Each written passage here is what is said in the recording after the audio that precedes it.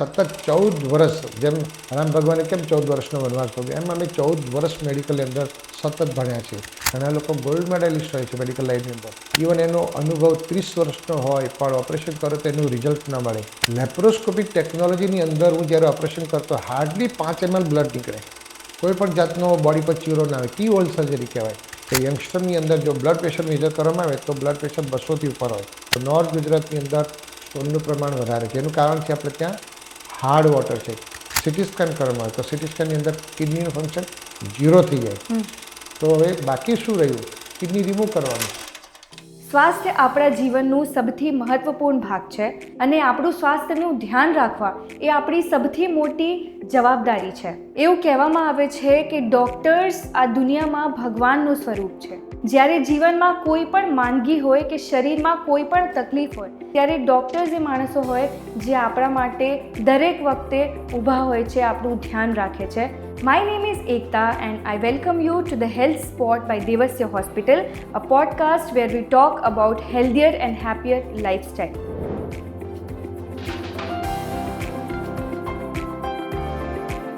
અને આપણી સાથે આજે એવા જ એક ડૉક્ટર છે જેમની ઉપર 30 વર્ષથી પેશન્ટ્સે પોતાના ભરોસા મૂક્યા છે અને એમના જે ભરોસો છે એ સાચો સાબિત થયો છે. Is the chairman of Devasya hospital, જે એમને 1.5 લાખ પ્લસ સર્જરીઝ આજ સુધી કરી છે. So here we have doctor Dinesh Patel with us. It's an honour sir to have you here. Good morning Ekta. Good morning. નમસ્કાર મિત્રો.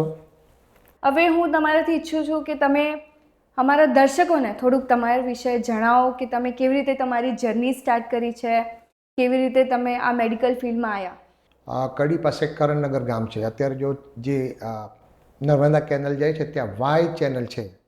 અને હું મારા જો ફેમિલી બેકગ્રાઉન્ડની વાત કરું તો મારા ફાધર અને મધર એ ફાધર સામાન્ય ખેડૂત હતા અને માત્ર 6 ધોરણ જ ભણેલા, મમ્મી 4 ધોરણ જ ભણેલી.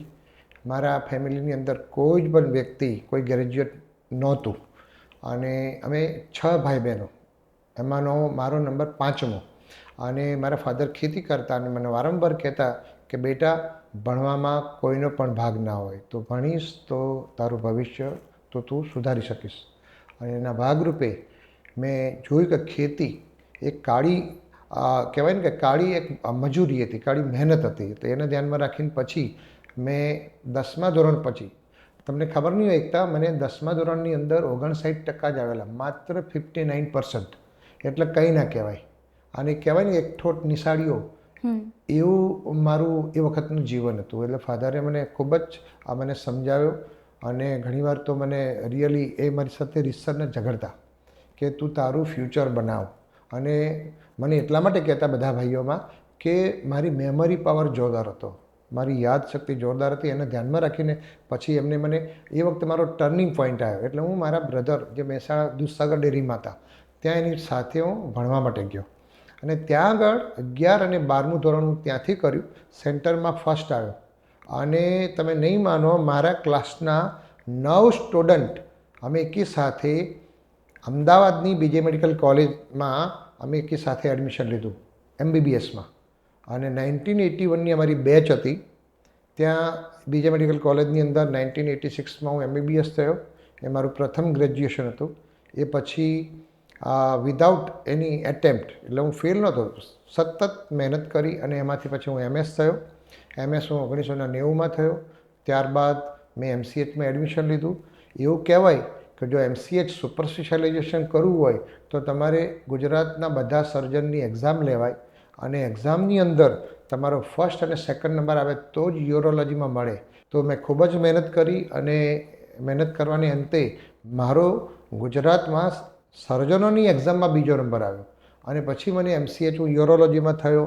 ત્યારબાદ મેં MCHમાં બીજે મેડિકલ કોલેજમાંથી જ કર્યું. આ બધી ડિગ્રીઓ, 3 ડિગ્રી, MBBS, MS અને MCH ઇન યુરોલોજી અને એન્ડ્રોલોજી, એ 3 ડિગ્રી મેં બીજે મેડિકલ કોલેજ ગુજરાત યુનિવર્સિટીમાંથી કરી. સિવિલ હોસ્પિટલ એની સંલગ્ન છે. તો ત્યાં મેં સતત 14 વર્ષ, જેમ રામ ભગવાને કેમ 14 વર્ષનો વનવાસ ભોગવ્યો, એમ અમે 14 વર્ષ મેડિકલની અંદર સતત ભણ્યા છે. રોજ 17 કલાક વાંચવાનું. અને અમારે રાત્રે ઊંઘવાનો ટાઈમ માત્ર મને 4 થી 5 કલાક જ મળે. સતત મહેનત કરતા હતા, સતત કોમ્પિટિશન રહે. અને મેં મારું જે ટ્રિપલ ગ્રેજ્યુએશન થયું પછી મેં મારી સિવિલ હોસ્પિટલની અંદર એટલું બધું મને નોલેજ મળ્યું. સર્જરી ઘણી બધી મેં કરી. હોસ્પિટલ રેસિડન્સી દરમિયાન જ મેં એટલી બધી સર્જરી કરી કે એમાં હું એક્સપર્ટ થઈ ગયો. તો મારે ક્યાંય જોબ ન કરી, સીધું જ હોસ્પિટલ, મારું પ્રથમ hospital Devasya kidney hospital, super speciality kidney hospital, નવા વાડજ રોડ ખાતે મેં ચાલુ કરી 1994માં. અને ત્યારબાદ મારી જર્ની ચાલુ થઈ. ત્યારબાદ મેં બોપલની અંદર પણ દેવસ્ય કિડની હોસ્પિટલ કરી, જેનું ઉદ્ઘાટન આપણા ગૃહમંત્રી અમિત શાહે કર્યું. ત્યારબાદ અમે હોસ્પિટલ નરોડામાં કરી, મણિનગરમાં કરી. તો મારી જે લાઈફ છે ને એ કંઈ સીધું ચઢાણ નથી. તમારે એક તો તમારી લાઈનની અંદર તમારો ઇન્ટરેસ્ટ હોવો જોઈએ, સતત મહેનતની જરૂર પડે છે. ત્યારબાદ તમારી સ્કિલ, ગોડ ગિફ્ટ બી જોઈએ. ઘણા લોકો ગોલ્ડ મેડલિસ્ટ હોય છે મેડિકલ લાઇનની અંદર, પણ ગોલ્ડ મેડલિસ્ટ હોય, ઇવન એનો અનુભવ 30 વર્ષનો હોય, પણ ઓપરેશન કરો તો એનું રિઝલ્ટ ન મળે. એનું કારણ છે ગોડ ગિફ્ટ ના, સ્કિલ ના હોય. અને ઘણા લોકો ગોલ્ડ મેડલિસ્ટ બી છે, સ્કિલ પણ છે, ટેકનોલોજી ના હોય. તો તમારું જે કહેવાય ને કે જે યુએસપી, કોઈ પણ વ્યક્તિની એક યુએસપી હોય. અમારી હોસ્પિટલની પણ એક યુએસપી છે. કોઈ પણ ઓપરેશન, તમે લેપ્રોસ્કોપી ઓપરેશન અત્યારે જુઓ, I was the first in India to start the laparoscopic surgery, retroperitoneal laparoscopic surgery in India. એટલે લેપ્રોસ્કોપિક ટેકનોલોજીની અંદર હું જ્યારે ઓપરેશન કરતો, હાર્ડલી 5 ml બ્લડ નીકળે. કોઈ પણ જાતનો બોડી પર ચીરો ના આવે. કી હોલ સર્જરી કહેવાય. લેપ્રોસ્કોપી સર્જરીના બહુ જ ફાયદા છે. પેશન્ટને 2 દિવસ હોસ્પિટલમાં રોકાવાનું, કોઈ બ્લીડિંગ નહીં, કોઈ દુખાવો નહીં, મેડિસિન ઓછી વાપરવાની. પેશન્ટને બિલકુલ એનો ગમે તેવું લોડિંગ કામ કરી શકે. ઓપરેશન કર્યા પછી એને જ્યાં જવું ત્યાં જઈ શકે. ખેતી કરે તો ખેતી કરી શકે. એવા પણ જે ઓપરેશન અમે અત્યારે કરીએ છીએ. એની સાથે સાથે લેઝર ટેકનોલોજી. અત્યારે લેઝર ટેકનોલોજીમાં પણ we excel in the laser technology. કે પ્રોસ્ટેટ માટેની પથરીની લેઝર ટેકનોલોજી હોય તો અમે કોઈ પણ અહીંયા સાધનોની વાત કરું તો લોકલ સાધનો અમે વાપરતા નથી. અમે ફોરેનના બધા જે અમારા એન્ડોવિઝન કેમેરા જે સ્ટ્રાઇકર કંપની અમેરિકાની છે, અને લેપ્રોસ્કોપી અને લેઝર ટેકનોલોજીના જે સાધનો છે જર્મનીના છે, લેઝર મશીન છે ઇટલીનું છે.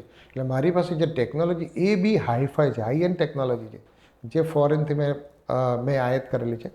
અને એનું લોકલ કોઈ પણ ડિસ્પોઝેબલ મટીરિયલ પણ નથી વાપરતો. સાચું નિદાન અને સાચી ટ્રીટમેન્ટ બહુ મહત્ત્વની વસ્તુ છે. એકતા સર, તમે MBBS, MS એન્ડ MCH છો ઇન યુરોલોજી એન્ડ એન્ડ્રોલોજી. તો શું તમે દર્શકોને જણાવી શકો કે યુરોલોજી એન્ડ એન્ડ્રોલોજી બેસિકલી છે શું? હા, યુરોલોજી, નેફ્રોલોજી અને એન્ડ્રોલોજી. હવે બે કિડનીની અંદર કિડની ડિસીઝમાં 2 બ્રાન્ચ પડે છે. યુરોલોજી એટલે સર્જિકલ બ્રાન્ચ અને નેફ્રોલોજી એટલે મેડિકલ બ્રાન્ચ. યુરોલોજીમાં 2 આવે, યુરોલોજી અને એન્ડ્રોલોજી આવે. હવે નેફ્રોલોજી એટલે કિડનીના મેડિકલ રોગો માટેની બ્રાન્ચ. જે નેફ્રોલોજીસ્ટ એટલે મેડિકલ જે ખરા ને કિડનીના સુપર સ્પેશિયાલિસ્ટ ફિઝિશિયન, એને નેફ્રોલોજીસ્ટ કહેવાય. જે ડાયાલિસિસ એની અંડરમાં આવે. કિડની એટલે ડાયાબિટીસ અને બ્લડ પ્રેશરથી જે કિડની બગડી ગઈ હોય, CKD એટલે ક્રોનિક કિડની ડિસીઝની જે ટ્રીટમેન્ટ કરવાની હોય તો નેફ્રોલોજીસ્ટ કરે. એમાં યુરોલોજીસ્ટનો કોઈ રોલ નથી. બીજું, કિડનીની અંદર ઇન્ફેક્શન થઈ ગયું હોય, કિડનીની અંદર ધારો કે કિડનીના લીધે બ્લડ પ્રેશર વધી ગયું હોય, કિડનીના લીધે કિડની ફેલ્યોર થઈ ગયું હોય તો એ નેફ્રોલોજીના વિષયમાં આવે. યુરોલોજીની અંદર કોમન જો ડિસીઝની આપણે વાત કરીએ તો પથરી આવે, પ્રોસ્ટેટ આવે, કિડનીની અંદર જે ઇન્ફેક્શનના કારણે કિડની બ્લોક થઈ ગયો તો એ અમારા યુરોલોજીની અંદર આવે. પર્ટિક્યુલરલી બહેનોની અંદર વાત કરીએ તો બહેનોની અંદર પેશાબનો લીકેજ થઈ જવો, બહેનોની અંદર જે ઓપરેશન ગાયનેકના ઓપરેશન કરો એ પછી પેશાબનું જે સતત લીકેજ થઈ જવું, જેમાં વજાઇનલ ફિસ્ચ્યુલા કહેવાય. ઘણીવાર મોટી ઉંમરની બહેનોની અંદર પેશાબની વાલ જે બગડી જાય છે એના કારણે લીકેજ શરૂ થઈ જાય. અને આ બધા જે છે એ યુરોલોજીની અંદર આવે. કિડની અંદર કેન્સર થવું, પ્રોસ્ટેટની અંદર કેન્સર થવું, બ્લેડરની અંદર કેન્સર થવું, કિડનીની અંદર સાદી ગાંઠ થવી, બાળકોની અંદર જન્મજાત રોગો હોય છે જેવું કે કિડનીની અંદરથી નળી નીકળે તો નળી બ્લોક થઈ જવી, આ બધું જ યુરોલોજીની અંદર આવે. કિડનીની અંદર TB થવું અને TB માટેની સારવાર કરવી, કિડની બ્લોક થઈ ગઈ, કિડનીની અંદર પરુ થવું તો કિડની રિમૂવલના ઓપરેશન, એ બધું યુરોલોજીની અંદર આવે. એન્ડ્રોલોજી એટલે સેક્સ્યુઅલ રિલેટેડ, કે એન્ડ્રોલોજીની અંદર ઇન્ફર્ટિલિટી એટલે વંધ્યત્વ અને સેક્સના રોગો. હવે તમે સમજી શકો વૈદ્યત્વ એટલે ફિમેલ જે વૈદ્યત્વ છે એમાં ગાયનેકોલોજીસ્ટ ટ્રીટ કરે, અને જે પુરુષ વૈદ્યત્વ છે ને એ અમારા વિષયમાં આવે, યુરોલોજિસ્ટ કરે. પુરુષ વૈદ્યંતી અંદર તમે જો અત્યારે સામાન્ય રીતે તમે કોઈ પણ વ્યક્તિને, હજુ તો લોકોમાં અવેરનેસ જ નથી, જાગૃતતા જ નથી. અત્યારે તમે પર્ટિક્યુલરલી રૂરલ, એટલે ઇવન તમે રૂરલ અને ઇવન અર્બન, તો સિટીની અંદર બી ભણેલા લોકોને જ્યારે કંઈ બી સેક્સનો પ્રોબ્લેમ થાય તો લોકો અત્યારે જે ક્વેક લોકો કહેવાય, જ્યારે ડિગ્રી નથી, જે ગ્રેજ્યુએટ નથી, એવા લોકો જે સેક્સ ક્યોરમાં જતા હોય છે, જે લોકો ત્યાં એને લાલ લીલી બત્તી કરીને કંઈ ટ્રીટમેન્ટ કરતા હોય અને એને બિલકુલ નોલેજ નથી હોતો. જ્યારે અમે લોકો ઓથેન્ટિક એન્ડ્રોલોજીસ્ટ છીએ, અમારી પાસે પેશન્ટ આવે એટલે અમે સિસ્ટમેટિક એની એક્ઝામિનેશન કરીએ, મશીનોથી એની તપાસ કરીએ અને પછી એનું પ્રોપર ડાયગ્નોસિસ કરીને જો ટ્રીટમેન્ટ કરીએ તો અવશ્ય દર્દીને સારું થઈ જાય છે. ઘણા લોકોને સેક્સ્યુઅલ પ્રોબ્લેમ હોય છે અને અત્યારે તમે જુઓ કોર્પોરેટ કંપનીની અંદર જે યંગસ્ટર કામ કરતા હોય જે લોકોમાં ખાસ જોવા મળે, એનો પરફોર્મન્સ ફેલિયર કહેવાય. યંગ લોકોની પોતાની પર્સનલ લાઈફ જેવું કશું હોતું જ નથી, કારણ કે કંપનીઓને સતત પ્રેશર હોય છે, સતત પ્રેશર. અમે ઘણીવાર કેમ્પ કરવા માટે જઈએ છીએ. બજાજ, આઈસીઆઈસીઆઈ, એચડીએફસી જેવી કંપનીની અંદર દેવશ્રી હોસ્પિટલ રેગ્યુલરલી કેમ્પ કરે છે અને કેમ્પના દરમિયાન તમે જુઓ કે યંગસ્ટરની અંદર જો બ્લડ પ્રેશર મેજર કરવામાં આવે તો બ્લડ પ્રેશર 200થી ઉપર હોય. હવે એક 30 યર્સનો વ્યક્તિ જે કોર્પોરેટ કંપનીની અંદર કામ કરે છે એનું બ્લડ પ્રેશર 300-200ની આજુબાજુ રહેતું હોય, એવા લોકોને ઘણીવાર એટેક પણ આવી શકે છે. એવા લોકોનો જે પર્સનલ લાઈફ, મેરિડ લોકો જેનું પર્સનલ લાઈફમાં પણ એ લોકોને છે ને બહુ ડિસ્ટર્બ હોય છે. તો એવા સંજોગોમાં એ લોકો અમારી પાસે આવે તો ઓથેન્ટિક ટ્રીટમેન્ટ કરીને અમે સારા કરતા હોય છે. મોટાભાગના યંગ લોકોની અંદર સાયકોલોજીકલ પ્રોબ્લેમ હોય છે, એને એનાટોમિકલ કોઈ પ્રોબ્લેમ હોતો નથી. એનાટોમિકલ એટલે એની અંદર કોઈ ડિફેક્ટ નથી હોતી, પણ સાયકોલોજીકલી એ લોકો બધા ડિસ્ટર્બ, એટલે સાયકોજેનિક ઇમ્પોર્ટન્સ કહેવાય, ઇરેક્ટાઇલ ડિસફંક્શન, જે અમારા વિષયમાં આવે. અને હું એમ માનું છું વિધાઉટ એને વધારે ખર્ચો કર્યા વિના અમે એને સારા કરી દેતા હોઈએ છીએ. યુરોલોજીમાં મેઇન અને કોમન પ્રોબ્લેમ શું હોય, શું ડિઝીઝીસ હોય? યુરોલોજીમાં જે કોમન ડિસીઝની જો વાત કરું ને તો સૌથી જે most common disease is stone, kidney stone. અને બીજો જે કોમન ડિસીઝ છે પ્રોસ્ટેટ ડિસીઝ. મોટી ઉંમરના લોકોની જે પ્રોસ્ટેટનો પ્રોબ્લેમ થાય છે એ કોમન ડિસીઝ છે. એ સિવાય બી જો આપણે વાત કરીએ તો ટ્રોમા, જે કિડનીની અંદર જે યુરેથ્રાની અંદર ટ્રોમા થઈને જે સ્ટિક્ચર થાય, સ્ટિક્ચર ડિસીઝ પણ એક કોમન છે. બહેનોની અંદર જો વાત કરું તો બહેનોની અંદર ઇન્ફેક્શન, યુરિનરી ટ્રેક ઇન્ફેક્શન એ કોમન હોય છે. પર્ટિક્યુલરલી સમર મંથની અંદર યુટીઆઈ વધારે થાય, કારણ કે એ લોકો ડિહાઇડ્રેશન થાય, પાણી વધારે પીવે નહીં અને યુરિન આઉટપુટ ઘટી જાય. એના કારણે જે આપણે ગુજરાતીમાં વાત કરીએ ને લૂ લાગવી, લૂ લાગવી એટલે એક જાતની યુરિનરી ટ્રેક ઇન્ફેક્શન જ છે અને યુરિનની અંદર બળતરા થાય. તો એ બહેનોની અંદર કોમન છે. બહેનોમાં બીજા રોગોની જો વાત કરું તો બહેનોમાં પણ કિડનીમાં કેન્સર જોવા મળે છે. યુરિનરી બ્લેડરની અંદર પણ જે ઘણા બધા પ્રોબ્લેમ જોવા મળતા હોય છે, જેની અંદર લીકેજ થવો, યુરિનનો લીકેજ થવો, પછી પથરી થવી, એ પણ બહેનોમાં કોમન છે. પુરુષોની અંદર પ્રોસ્ટેટ કોમન વસ્તુ છે. આફ્ટર ધી જો 45 યર્સ નોર્મલી પ્રોસ્ટેટનું જે વોલ્યુમ વધે, વોલ્યુમ એટલે એજિંગ પ્રોસેસમાં બે વસ્તુ બને, એક તો કેટરેક્ટ આવવું અને બીજું પ્રોસ્ટેટનું વધવું. પ્રોસ્ટેટ બધા લોકોમાં વધે પણ 20% લોકોમાં જ પ્રોસ્ટેટના લીધે પેશાબનો અટકાવ થાય.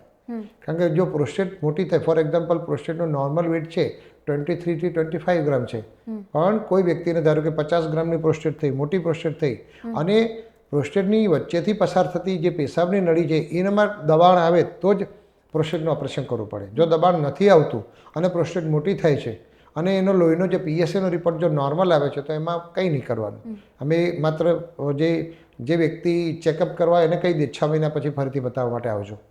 પરંતુ જો પ્રોસ્ટેટની અંદર પેશાબનો અટકાવ થવો, પેશાબ રોકાઈ જવો, એ પ્રોસ્ટેટની અંદર ઇન્ફેક્શન થવું, કિડનીનું બગડવું, કિડનીનો રિપોર્ટ જે વધારે આવવું, તો એવા સંજોગોમાં પ્રોસ્ટેટનું લેઝરથી ઓપરેશન કરવામાં આવે છે. પથરીની જો વાત કરું તો પથરીની અંદર કોમન છે, મેલ ફિમેલ બંનેમાં કોમન છે. પથરી જે થાય છે પર્ટિક્યુલરલી સમર મંથમાં પથરી થાય. જે લોકો ઓછું પાણી પીવે છે, જે લોકો ફિલ્ડ વર્ક કરે છે, માર્કેટિંગ કરે છે, કે જેમાં લોકો પાણી ઓછું પીવે, યુરિન આઉટપુટ ઓછો થાય, એટલે યુરિન આઉટપુટ ઓછો થાય તો યુરિનની અંદર ક્ષારનું પ્રમાણ વધી જાય અને ક્ષારનું પ્રમાણ વધી જાય તો કિડનીની અંદર સ્ટોન થઈ જાય. આ મેઇન કારણ છે. લેબર વર્કમાં સ્ટોન કોમન છે. અને પર્ટિક્યુલરલી જો રિજિયનની વાત કરું ગુજરાતની અંદર તો નોર્થ ગુજરાતની અંદર સ્ટોનનું પ્રમાણ વધારે છે. એનું કારણ છે આપણે ત્યાં હાર્ડ વોટર છે.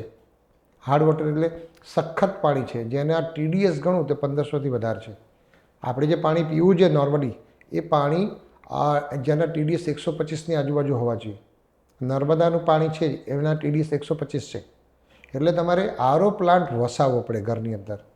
જે મોટાભાગના તમે સોસાયટી કે ફ્લેટની અંદર જુઓ કૂવા એ ટ્યુબવેલનું પાણી હોય અને એ ટ્યુબવેલનું પાણીના TDS 2000ની આજુબાજુ હોય. તો તમારે એમાં આરો પ્લાન્ટ ઘરમાં રાખવાનો. આરો પ્લાન્ટથી તમારા એ જે TDS જે ઘટીને 120 જેટલા થઈ જાય, જેનાથી તમારે ક્ષારનું પ્રમાણ બોડીની અંદર વધે નહીં અને પથરી ના થાય. બીજું પણ આરો પ્લાન્ટનું એક બીજું નુકસાન એ છે કે જેમાં વિટામિન B12 ઘટી જાય. તમે સતત આરો પ્લાન્ટનું પાણી પીવો તો તમે જો at the end of the year તમે જો વિટામિન B12નો રિપોર્ટ કરાવો તો ઓછો આવે. તો તમારે દર વર્ષે જે લોકો આરો પ્લાન્ટનું પાણી પીતા હોય એ લોકોએ વિટામિન B12નો રિપોર્ટ કરવો જોઈએ. એ બ્લડનો રિપોર્ટ છે અને વિટામિન B12 જો 260થી ઓછું આવે તો એવા લોકોએ એ વિટામિન B12 ઇન્જેક્શન અથવા તો ટેબ્લેટથી એને રિપ્લેસ કરવું પડે. પણ ઇન્જેક્શન બેસ્ટ વસ્તુ છે કે જે 5 દિવસના ઇન્જેક્શન લો તમે, ઇન્ટ્રામસ્ક્યુલર લેવાના હોય છે, ઓલ્ટરનેટ ડે લેવાના હોય છે. તો 5 દિવસ ઇન્જેક્શનનો કોર્સ કરો, આખા વર્ષનું વિટામિન B12 તમારું ભરપાઈ થઈ જાય. તો બહુ સારી વસ્તુ છે. તે જે લોકો આરો પ્લાન્ટનું પાણી પીવે છે એમાં આ ખાસ ધ્યાન રાખવું પડે. પથરી થવાના બીજા બધા કારણોની અંદર જો કહું તો થાઇરોઇડ, જે ગળાની અંદર આપણે અહીંયા થાઇરોઇડ આવે, થાઇરોઇડની પાછળ પેરાથાઇરોઇડ ગ્લેન્ડ આવે. તો એની એક્ટિવિટી એમાં જો ગાંઠ થાય તો બ્લડની અંદર કેલ્શિયમ વધે. એ કેલ્શિયમ ફરતું ફરતું કિડનીમાં જાય અને કિડનીમાં સ્ટોન થાય. એટલે જેને પેરાથાઇરોઇડનો પ્રોબ્લેમ હોય એમાં કિડનીનો સ્ટોન થાય. જે લોકોને ગાઉટ કરીને હાડકાનો રોગ છે, બોન ડિસીઝ છે, તો એમાં યુરિક એસિડ લેવલ બ્લડમાં વધે, યુરિક એસિડ કિડનીમાં વધે અને કિડનીમાં યુરિક એસિડ સ્ટોન થાય. જે લોકોને સતત ઇન્ફેક્શન કિડનીમાં થતું હોય તો કિડનીમાં ઇન્ફેક્શન થાય તો કિડનીમાં સ્ટ્રોઇડ કરીને કિડનીમાં ઇન્ફેક્શનનો સ્ટોન થતો હોય છે. અને એ સ્ટોન તો એટલો મોટો થાય કિડનીની અંદર કે ઘણીવાર પથરીની સાઇઝ 5 સેન્ટીમીટરની આજુબાજુ હોય. સ્ટેગોન કેલ્ક્યુલસ કહેવાય. સાબર જે છે એના શિંગડા જેવો સ્ટોન હોય જે કિડનીને ખલાસ કરી દે. ખબર ના પડે. જો વ્યક્તિને પૂછે ને કોઈને કે નોર્મલ ચેકઅપ કરવા ગયા ને ત્યારે સોનોગ્રાફીમાં પકડાય. વ્યક્તિને કોઈ પણ લક્ષણ ના હોય, એને કોઈ દુખાવો ન થતો હોય, એને કોઈ જાતની કોઈ જ બીમારી ના હોય. છેલ્લું લક્ષણ એનું હોય તો ફીવર વિથ રાઇગર, ઠંડી વહીને તાવ આવે. અને એ જ્યારે ઠંડી વહીને તાવ આવે ત્યારે સોનોગ્રાફી કરો તો મોટો સ્ટોન હોય અને કિડની આનો સોજો જોરદાર આવી ગયો હોય. સિટી સ્કેન કરવામાં આવે તો સિટી સ્કેનની અંદર કિડનીનું ફંક્શન 0 થઈ જાય. તો હવે બાકી શું રહ્યું? કિડની રિમૂવ કરવાનું. એવા પેશન્ટની અંદર કિડની રિમૂવ કરવી પડે. એમાં પથરી કાઢવાથી કોઈ ફાયદો ના થાય. તો પથરી થવાના કારણોની અંદર આ પણ 2 કારણો બહુ અગત્યના છે, પેરાથાઇરોઇડ ગ્લેન્ડ અને ગાઉટ ડિસીઝ. અને મોટાભાગના લોકોની અંદર આ રિપોર્ટ નોર્મલ આવે છે. તો શું કારણ? તો એ લોકો શું કરે? ફિલ્ડ વર્ક, માર્કેટિંગમાં બહાર બજારમાં ફરતા હોય પણ પાણી ઓછું પીવાય. એટલે પાણી ઓછું પીવાયના કારણે ક્ષારનું પ્રમાણ યુરિનમાં વધી જાય. એટલે કહેવાય ને કે ખોરાક અને પાણીને કારણે થતો પથરીનો રોગ. તો એમાં ખાસ બીજું જંક ફૂડ. જે લોકો જંક ફૂડ વધારે ખાય છે બહાર, તો જંક ફૂડની અંદર મીઠાનું પ્રમાણ વધારે હોય. મીઠાના લીધે પણ કિડનીમાં પથરી થતી હોય છે એની અંદર. ઓકે સર, પ્રોસ્ટેટથી રિલેટેડ પ્રોબ્લેમ તમે કીધું કે 40 યર્સ પછી વધારે જોવા મળે છે અને કિડનીથી રિલેટેડ જે પ્રોબ્લેમ્સ છે, તો એનું પ્રિવેન્શન શું છે કે કેવી રીતે આપણે પ્રિવેન્ટ કરી શકીએ એને? ઓલવેઝ એક આપણી જે કહેવાય છે ને કે prevention is better than cure. કોઈ બી વસ્તુ બંધ થઈ જાય અને પછી એને ટ્રીટમેન્ટ કરવી એના કરતાં થવા જ ના દેવી એ બહુ સારી વસ્તુ છે. પ્રિવેન્શન તો કરવું જ જોઈએ. તમે જેટલું બોડીની અંદર તમારું જે ડે ટુ ડે લાઈફમાં ધ્યાન રાખો ખોરાક અને પાણીમાં, એટલું તમારું જીવન સારું.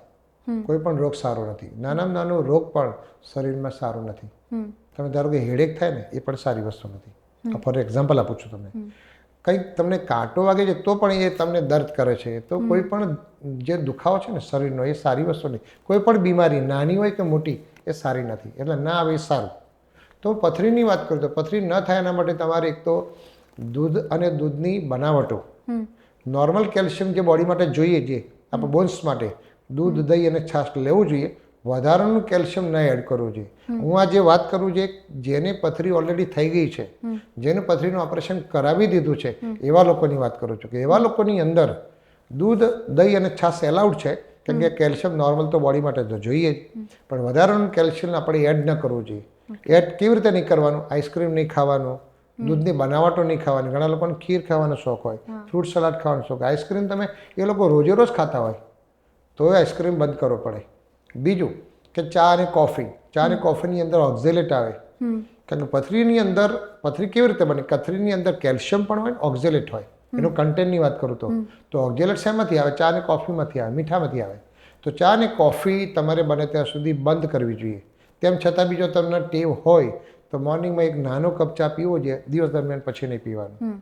અને દિવસ દરમિયાન દર કલાકે તમારે પાણી પીવું જોઈએ. પાણી પીવું જોઈએ, બટર મિલ્ક લેવું જોઈએ, પછી જ્યુસ લેવો જોઈએ, વોટરમેલન જ્યુસ છે, લીંબુનો શરબત છે, એ બધું વધારે પીવું જોઈએ. જેટલું વધારે પાણી પીવો એટલું વધારે સારું. ઉનાળાની અંદર તમારે પર્ટિક્યુલરલી જ્યારે અમદાવાદ જેવું સિટી છે કે જેમાં ટેમ્પરેચર 45 ડિગ્રી સુધી પહોંચી જાય છે, તો ઉનાળામાં 11 થી 5નો સાઇન છે, એમાં બહાર ન નીકળવું જોઈએ. તમે જેટલા વધારે બહાર નીકળો એટલું જ તમારો લોસ થાય, ફ્લુઇડ લોસ, પરસેવો થાય, સ્વેટિંગ થાય.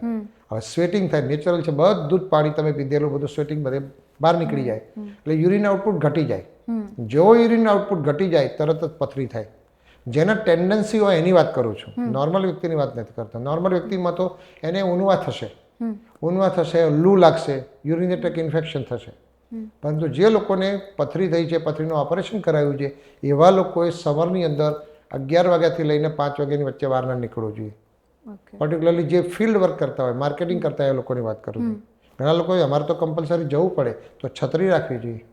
છત્રી લઈને જવાનું અને પાણીની બોટલ 2 લીટરની લઈ લેવાની કે તમારે દર કલાકે પાણી પીવાનું. પાણી જેટલું વધારે પીવો તો વધારે સારું. હું તો ઘણા લોકોને એમ પણ કહું છું, જે લોકોને પથરીનું ઓપરેશન કરે એ લોકોને, કે તમારે દર મહિને 24 કલાકનો યુરિન ભેગો કરવાનો. 24 કલાકનું યુરિન તમારો 2 લીટર થવો જોઈએ. 2 લીટર યુરિન થાય એટલું તમારે પાણી પીવાનું.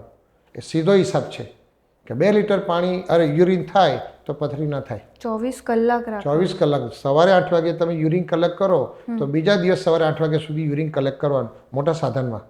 અને એ જ લીટર, હું તો કહું છું 1.5 લીટર થાય તો બી છો, 1.5 લીટર યુરિન થાય તો પથરી થવાની શક્યતાઓ ઘટી જાય.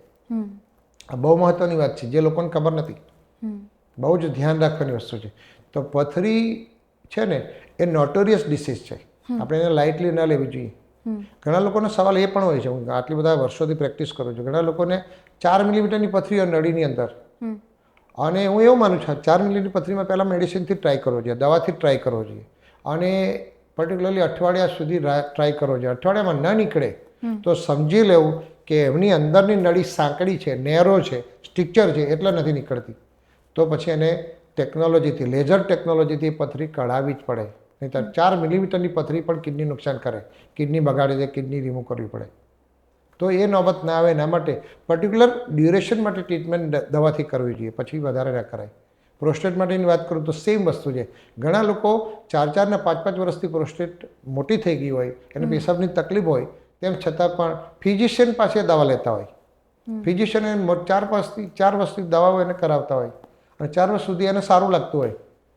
આ તો કેવી વસ્તુ થઈ? તાવ આવ્યો તમે ઓલી મેટાસિન લીધે રાખો ને, એ વસ્તુ છે કે બહારથી તમને તાવ મટી જાય, અંદર તો તમારો પ્રોબ્લેમ એનો જ છે. પ્રોસ્ટેટમાં પણ એવું છે. તમે 4-5 વર્ષથી દવાઓ ફિઝિશિયન જો લખી આપે અને 4-5 વર્ષથી દવા લો, તમને સારું હોય, પણ ખરેખર જો એન્ડોસ્કોપી કરીને જોવામાં આવે તો અંદર પેશાબની કોથળીમાં ખરેખર ઘણું બધું નુકસાન થઈ ગયું હોય. પેશાબની કોથળી નહીં, કિડની પર પણ નુકસાન થયું હોય. તો પેશાબની કોથળીની અંદર ખાડા પડી ગયા, પેશાબ પડ્યો રહે. તો હું એવું માનું છું કે તમારા ઘરની અંદર કોઈ પ્રસંગ હોય, કોઈ ટેમ્પરરી તમે આઉટ ઓફ ઇન્ડિયા જતા હોય, તમે દવા લો તો ઠીક છે મહિના માટે, પણ લાંબી દવા ન લેવી જોઈએ. અલ્ટિમેટલી જો ખરેખર ઓપરેશનની જરૂર હોય તો ઓપરેશન કરી દેવું જોઈએ. હા, હું એવું નથી કહેતો કે દરેક પ્રોસ્ટેટ કે પથરીની અંદર ઓપરેશન કરવું જ જોઈએ, પરંતુ જ્યાં જરૂર છે ત્યાં કરવું જોઈએ. જે તે સમયે જે તે ડિસિઝન લેવાય. ધારો કે હું પ્રોસ્ટેટની વાત કરું તો સોનોગ્રાફીના રિપોર્ટની અંદર તમને એમ લાગે કે યુરિન કર્યા પછી યુરિન પડ્યો રહે છે. બીજું, યુરિનના રિપોર્ટ, લેબોરેટરીના રિપોર્ટની અંદર યુરિનની અંદર ઇન્ફેક્શન આવે છે. બીજું, સોનોગ્રાફીના રિપોર્ટની અંદર ખબર પડે કે પ્રોસ્ટેટના કારણે કિડની પર પ્રેશર આવી રહ્યું છે, કિડનીમાં બેક પ્રેશરથી કિડની પર સોજા આવી રહ્યા છે, તો 100% ઓપરેશન લેઝરથી કરવું જોઈએ. પથરીમાં પણ એવું છે. પથરીના કારણે ઇન્ફેક્શન થવું, પથરીના કારણે પેશાબની અંદર લોહી આવવું, પથરીના કારણે ઠંડી વહીને તાવ આવવો, એવા સંજોગોમાં ઓપરેશન રાઈટ ટાઈમે કરવું ખૂબ જ જરૂરી છે. હંમેશા શું છે કે prevention is better than cure. તમારે જેટલું બને એટલું વહેલું, એક તો પથરી ન થાય એવું કરવું જોઈએ, પ્રોસ્ટેટનો પ્રોબ્લેમ ન થાય એવું કરવું જોઈએ, પણ જો એકવાર થઈ જાય તો રાઈટ ટાઈમે ટેકનોલોજીનો ઉપયોગ કરીને એમાંથી મુક્ત થઈ જવું જોઈએ. આ બહુ જ મહત્ત્વની વસ્તુ છે, સમજણની વસ્તુ છે. ઘણા લોકો એજ્યુકેટેડ હોવા છતાં પણ મેં ઘણા બધા બિલ્ડર, ઘણા લોકો પોલિટિશિયન, ઘણા લોકો વકીલો મેં જોયા છે કે જેને મોટી મોટી સ્ટોન હોય, પ્રોસ્ટેટના કારણે કિડનીનો રિપોર્ટ પણ વધી ગયો હોય, તેમ છતાં પણ એ પોતાના બીજી સ્કેડ્યુલમાંથી ટાઈમ કાઢતા નથી અને ઘણીવાર 4 અને 6 મહિના પછી ઓપરેશન કરાય. એ વખતે ઘણીવાર કિડનીનો રિપોર્ટ એટલો બધો વધી ગયો, ડાયાલિસિસ આવી જાય અને પછી જ્યારે ડાયાલિસિસ આવી જાય એટલે ઇરિવર્સિબલ પ્રોસેસ, પછી તમે કંઈ ન કરી શકો. તમારી કિડની પરમેનન્ટ માટે ખરાબ થઈ જાય અને તમે મિઝરેબલ લાઈફ જીવો. ઘણા બધા તમે જો કોર્પોરેટ જગતની પણ વાત કરો, તમે લોકો જો કે ફોર એક્ઝામ્પલ રાકેશ ઝુનઝુનવાલાની વાત કરું છું, તો એને જ્યારે છેલ્લા એના દિવસો હતા ત્યારે એને કબૂલ કર્યું કે મેં મારા લાઈફની મોટી મારી ભૂલ એક મેં હેલ્થમાં ધ્યાન ના આપ્યું. એના ડાયાબિટીસનો પ્રોબ્લેમ હતો અને તમે જો એની એસેટ કેટલી બધી છે. તમારી પાસે પૈસા છે પણ તમારી પાસે હેલ્થ નથી. તમે હેલ્થને ખરીદી શકતા નથી. હેલ્થ તમને બજારમાં ના મળે. તમારે ધ્યાન રાખવું પડે. તમારે હેલ્થનું ધ્યાન રાખવું એ તમારી પોતાની જવાબદારી છે. ઘણીવાર ઘરના સંજોગો એવા થાય, સ્ટ્રેસ થતો હતો, સ્ટ્રેસ પણ ન થવો જોઈએ, એ પણ હેન્ડલ કરતાં તમને આવડવું જોઈએ. એટલા માટે જ હું લોકોને કહેતો હોઉં છું કે સવારે વહેલા ઉઠો, કલાક રીડિંગ કરો, એ પછી સવારે તમે ગ્રાઉન્ડ પર જતા રહો, ગ્રાઉન્ડ પર મિનિમમ 1 કલાક તમે એક્સરસાઇઝ કરો. એક્સરસાઇઝમાં તમે એરોબિક એક્સરસાઇઝ કરો, યોગા કરો, મેડિટેશન કરો, પ્રાણાયામ કરો, પણ અવશ્ય તમારો આ રૂટીનનો એક ભાગ હોવો જોઈએ. જો તમે રેગ્યુલર કરો તો માનું છું તમે લાઈફ બહુ સરસ રીતે જીવી શકો. Life is very beautiful. Life સુંદર છે, તમને જીવતા આવડવું જોઈએ. અત્યારે મોટાભાગના લોકોને ખબર જ નથી કે કઈ જગ્યાએ એ લોકો કઈ રીતે પોતાનું એ છે ને, આમ કહેવાય ને કે પોતે એક્ટિવલી નથી જીવતા, પેસિવલી જીવે છે. પબ્લિક જેમ ગાડીઓ પ્રવાસ જઈ રહ્યો છે એમ જઈ રહ્યા છે, એવું ના હોય. તમારે તમારું પ્લાનિંગ કરવું પડે. જેમ આપણે ફાઇનાન્શિયલ પ્લાનિંગની વાત કરીએ ને, એમ હેલ્થનો પણ પ્લાનિંગ કરવું પડે. ઘણીવાર લોકો પહેલાં ઓપરેશન કરાયેલો ને તેની ફાઇલના પણ ઠેકાણા નથી હોતા. ફાઇલ તિજોરીમાં મૂકવાની હોય, ફાઇલને ગુમાવવાની નથી હોતી. એ હેલ્થ રેકોર્ડ છે. એક સમય સોનું ખોવાઈ જાય, ઝવેરાત ખોવાઈ જાય ચાલે, તમારો હેલ્થ રેકોર્ડ ના ખોવાવો જોઈએ. એ તમારે ઇમ્પોર્ટન્ટ છે. બહુ જ મહત્ત્વની વાત છે કે તમારું હેલ્થનું પ્લાનિંગ પણ એટલું જ સરસ હોવું જોઈએ. એક સમય તમે પૈસા ઓછા કમાશો તો ચાલશે, પણ હેલ્થ કમાવી જોઈએ. હેલ્થને કમાવવું ખૂબ જ જરૂરી વસ્તુ છે. સાચી વાત છે. સર, કિડની સ્ટોન્સની જે પ્રોબ્લેમ તમે કીધી એ બી હેરિડિટરી હોય છે? કેમ કે બહુ લોકો એવું બોલે છે કે ભાઈ મમ્મી પપ્પાને છે તો છોકરાને થઈ જાય, આવું હોય છે? બિલકુલ સાચી વાત છે. એ પર્ટિક્યુલરલી હું હાઇપરટેન્શનની વાત કરું છું. જે મા બાપની અંદર બ્લડ પ્રેશર વધારે છે એ બાળકોમાં વહેલા મોડા આવતું જ હોય છે, જેને એસેન્શિયલ હાઇપરટેન્શન કહેવાય. હા, જે લોકોને મા બાપમાં બ્લડ પ્રેશર નથી અને યંગ લોકોની અંદર બ્લડ પ્રેશર આવે છે, એ તો એની બેદરકારી જ છે. એ પ્રેશરમાં કામ કરે જેવું કહેવાય. પ્રેશરમાં કામ કરે છે, કોર્પોરેટ જગતમાં કામ કરે છે, તો એને ત્યાંથી વિડ્રો થઈ જવું પડે અને એની લાઈફ બચાવવી જોઈએ. પણ જેને મા બાપનું બ્લડ પ્રેશર છે, બાળકોમાં આવે છે, એસેન્શિયલ હાઇપરટેન્શન છે, એમાં પણ હું તમને કહી દઉં કે આ જ વસ્તુ છે. તમે જો કેર લો, તમે રાઈટ ટાઈમે સૂઈ જાઓ, રાઈટ ટાઈમે ઉઠો છો, તમે એક્સરસાઇઝ કરો છો, યોગા કરો છો, ઓછું મીઠું લો છો, ખોરાકમાં ધ્યાન રાખો છો, બહારના જંક ફૂડ નથી ખાતા, તો અવશ્ય તમારી લાઈફસ્ટાઈલ બહુ સરસ થઈ શકે તમારી. સર, તમે ઓર્ગેનિક ફૂડની બી વાત કરી હતી. રિસેન્ટ યર્સમાં સ્ટ્રીટ ફૂડનું જે ચસ્કો છે બહુ થઈ ગયો છે અને જો તો તમે પાણીપુરી લઈ લો, સેન્ડવિચ લઈ લો, આ બધા ચોખ્ખું બી નથી હોતું. તો એના વિશે તમારે શું કહેવું છે? હું તો એનો સખત વિરોધી છું. હું મારા ફેમિલીની વાત કરું ને, મારા ફેમિલી મેમ્બર રેસ્ટોરન્ટમાં જાય છે, હું નથી જતો. હું તો ઘરનું જ ખાઉં છું. મારા ફેમિલી મેમ્બર જોડે ક્યારેય નથી જતો. એ લોકો ઘણી વાર ઓનેસ્ટની અંદર જાય, ઓનેસ્ટમાં ખાવા માટે જાય. હું તો નામ સાથે કહું છું, ઘણી જંક ફૂડને બધું ખાવા માટે જાય, હું નથી જતો. એનું કારણ કહું કે જંક ફૂડની અંદર મીઠાનું પ્રમાણ વધારે હોય, મસાલાનું પ્રમાણ વધારે હોય, જે તમારું છે ને હેલ્થ માટે ખતરારૂપ છે. અને પર્ટિક્યુલરલી તમને કહું કે હું જ્યારે બી કદાચ ચલો કોઈ ગેસ્ટ આવ્યા છે ને તમારે બહાર રેસ્ટોરન્ટમાં જવું પણ પડ્યું છે, તો હું સીધો કિચનમાં જાઉં. હું રેસ્ટોરન્ટના કિચનમાં પહેલાં જોઉં કે હાઇજેનિક કેટલું છે. જે રેસ્ટોરન્ટનું કિચન હાઇજેનિક હોય એમાં અવશ્ય જમવું જોઈએ, એમાં કોઈ વાંધો નથી. તમે પર્ટિક્યુલરલી તમે એને કહી શકો મારું ભાઈ સોલ્ટ ઓછું નાખજે.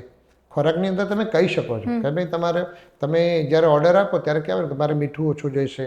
ફોર એક્ઝામ્પલ આપણે કોફી, તો કોફીની અંદર આપણે કેમ ઓર્ડર કરીએ કે ભાઈ સેપરેટ સુગર. તો એ જ રીતે તમે ત્યાં શેફને તમે કહી દો કે ભાઈ મારે આ પ્રમાણે મારું ફૂડ બનાવો, તો તમને બનાવીને આપે. હું ફોર એક્ઝામ્પલ મારો એક્સપિરિયન્સની વાત કરું, જ્યારે હું આઉટ ઓફ સિટી જાઉં ત્યારે હું તાજમાં ઉતરતો હોઉં છું. તો તાજ હોટલની અંદર તમે જુઓ તો એનું કિચન દેખાયું હોય છે, એના ગ્લાસ હોય, ટ્રાન્સપરન્ટ કિચન હોય, એની અંદર તમને ખબર પડે કે લોકો શું બનાવે છે, શું નાખે છે, બધું ખબર પડે. તો એવા આપણને વિશ્વાસ બેસે, ઓથેન્ટિક હોય. તો ઓથેન્ટિક ફૂડ ખાવામાં તમને કોઈ વાંધો નથી. પણ સ્ટ્રીટ ફૂડની વાત કરું તો એ લોકો લેટ્રિન જતા હોય ને વોશરૂમમાં તો હાથ બી નથી ધોતા હોય. મેં તો ક્યાંય સાબુ નથી જોયો. તમે લો ગાર્ડનની અંદર જાઓ જમવા માટે તો ક્યાંય કોઈ જગ્યાએ વોશ બેસિન આગળ સાબુ નથી હોતો. તો સાબુ ના હોય તો એ પેલો વોશરૂમ જઈને હાથ ધોતો છે, સવાલ છે. તો એવું કેવી રીતે જવાય? ઘણી વાર મેં તો એવું થાય પાણીપુરીની અંદર લોકો પેલા ફ્રોક દેડકા નાખતા હોય છે પાણીમાં. હવે દેડકાવાળું પાણીમાં એમાં લોકો હોંશે હોંશે પાણીપુરી ખાતા હોય લેડીઝ લોકો. તો ઘણી બધી લેડીઝને કહેતો હોઉં છું કે એક તો વોશરૂમ ના ગયો એવા હાથે તમારે છે ને પાણીપુરી ખાવાની. તમારો કંટ્રોલ બિલકુલ છે જ નહીં. સ્ટ્રીટ ફૂડ તો તમારે હા ખાવું જોઈએ. હા શોખ હોય ઘેર પાણીપુરી બનાવો ને તમે. ઘેર લેડીઝ મારા ઘેર પાણીપુરી બહુ જ સરસ થાય છે. મારી વાઈફ સરસ બનાવે છે અને અમારું જેટલું બી સર્કલ છે બધું મારા ઘેર ખાવા આવે છે પાણીપુરી ખાવા. પણ સ્પષ્ટ કહું પણ એને ખાવું બહાર ખાવા જાય પાછા. એવા લોકો છે કે ઘેર પોતે બનાવે છે તેમ છતાં પણ ઘણીવાર પાણીપુરી બહાર મળતી હોય તો બહાર ખાવાનું. એટલે સ્ટ્રીટ ફૂડને ખરેખર જે ડેન્જરસ છે હેલ્થ માટે. અને એના કારણે ઘણું બધું બ્લડ પ્રેશર બી આવે, એના કારણે તમને ફૂડ પોઈઝનિંગ થાય. ફૂડ પોઈઝનિંગ બી એટલું જ થાય. અને ફૂડ પોઈઝનિંગના કારણે તમને જુઓ ઘણા બધા પ્રોબ્લેમ થતા હોય છે. એટલે આ ધ્યાન રાખવું પડે એકદમ. સર જેમ કે તમે ડૉક્ટર છો, સ્પેશિયલિસ્ટ છો, કિડનીની નોલેજ તમને બધી છે, તો ફેમિલીમાં તમે કેવી રીતે એ વસ્તુ મેન્ટેન કરો છો કે એમને બી તમે કેવી રીતે કહી શકો કે ભાઈ આ નહીં કરવું જોઈએ ને? સલાહ એક વસ્તુ, ઘર કી મુર્ગી દાલ બરાબર. એવું જરૂરી નથી કે હું ડૉક્ટર છું, હું સુપર સ્પેશિયાલિસ્ટ છું એટલે મારા ફેમિલી મેમ્બર મને ફોલો જ કરે એવું જરૂરી નથી. હા અમુક લોકો કરે ને અમુક લોકો ના કરે. ઘરની અંદર જેમ 5 આંગળીઓ સરખી નથી હોતી એમ ઘરના ફેમિલી મેમ્બરમાં પણ ઘણા લોકો એવું છે કે ઘણા લોકો માને ઘણા લોકો ના માને. એવું જરૂરી નથી. ઘણીવાર આપણું ના માને એવું બને કે હું કહું હું ડૉક્ટર છું, હું સુપર સ્પેશિયાલિસ્ટ ડૉક્ટર છું, હું કહું એમ જ કરવાની, એવું તમે ના કરી શકો. કોઈને તમે ફોર્સ ના કરજો. અત્યારનો જમાનો ફ્રીડમનો છે. દરેક વ્યક્તિ એનો માલિક છે. એટલે ઘરમાં પણ એવું છે કે અમુક લોકો નથી માનતા, અમુક લોકો માને છે. તો એમાં કંટ્રોલ ના હોય. ફેમિલીમાં એટલું ખરું ઓવરઓલ તમારે બેલેન્સ કરીને ચાલવું પડે. હું મારી વાત કરું તો હું ફેમિલી સાથે ટાઈમ કાઢું છું. જો ટાઈમની વાત કરું તો એવરી સન્ડે હું મારા ફેમિલી સાથે હું ટાઈમ કાઢું છું. મારી જો પર્સનલ લાઈફ વાત કરું, હા તમે બ્લડ પ્રેશર મારા ના લાવવું હોય, મારા ડાયાબિટીસ ના લાવવું હોય, એક ડૉક્ટર છું, મારા તો એક્ઝામ્પલ એક દાખલો બેસાડવાનો હોય. સમાજની માટે તમે આવો ને તમને ડૉક્ટર તરીકેની પર્સનાલિટી જ ના પડે તો કેમ ચાલે? ઘણા લોકોને હું જોઉં છું ડૉક્ટર હોય એનું પેટ વધી ગયું હોય, એનું જો ને કે પર્સનાલિટીનો ડૉક્ટર હોય તો એ તમે મેસેજ શું આપો છો? કોઈ પણ વ્યક્તિને તમારી પર ભરોસો ક્યારે આવે? તમે ડૉક્ટર જેવા લાગવા જોઈએ, તમારું હેલ્થ સારું હોવું જોઈએ. તો હવે ડૉક્ટર જ જો બ્લડ પ્રેશરની ગોળી ખાતો હોય, ડૉક્ટર ડાયાબિટીસની દવા ખાતો હોય તો પેશન્ટ એની સાથે શું શીખે? એની જોડે કંઈ શીખવા ના મળે. એટલે હું મારી પોતાની પર્ટિક્યુલર વાત કરું કે હું બ્રેકઅપ લઉં છું કારણ કે ડૉક્ટરી લાઈન એવી લાઈન છે, પર્ટિક્યુલરલી સર્જનની લાઈન, ટ્રીમન્ડસ સ્ટ્રેસ હોય. આ કોર્પોરેટમાં જે યંગસ્ટર કામ કરે એના કરતાં બી વધારે સ્ટ્રેસ અમને હોય. કારણ કે અમે જ્યારે લાઈવ બોડી ખોલીએ ત્યારે અમને ખબર નથી કે અંદરથી શું નીકળશે. અને બુક પ્રમાણે તો કામ કરવાનું હતું નહીં. સુપર સ્પેશિયાલિસ્ટ બુક પ્રમાણે કામ ના કરે, એના માઇન્ડથી કામ કરે. અને ઘણી બધી નવી વસ્તુ અમારે ટેકલ કરવાની હોય, લાઈવ બોડી જોડે કામ કરવાનું હોય અને પેશન્ટને બચાવવાનું હોય. તો 8-8 કલાક સર્જરી ચાલતી હોય, જમવાનું બી અમારું કંઈ નિયમિત ના હોય, તેમ છતાં પણ બેલેન્સ રાખવું છે ને એ બહુ જરૂરી વસ્તુ છે.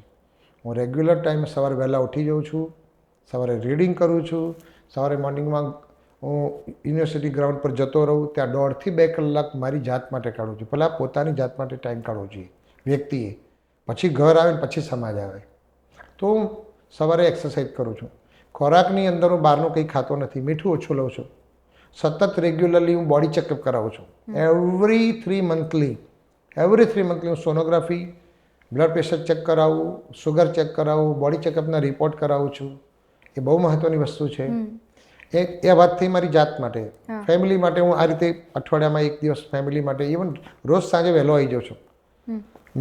અમારું જે હોસ્પિટલનો જે કામકાજનો ટાઈમ છે ને 9 થી 6 છે, ઓફિસ વર્ક છે. મોટાભાગના ડૉક્ટરો, હું તમને કહું એની લાઈફસ્ટાઈલ જુદી છે.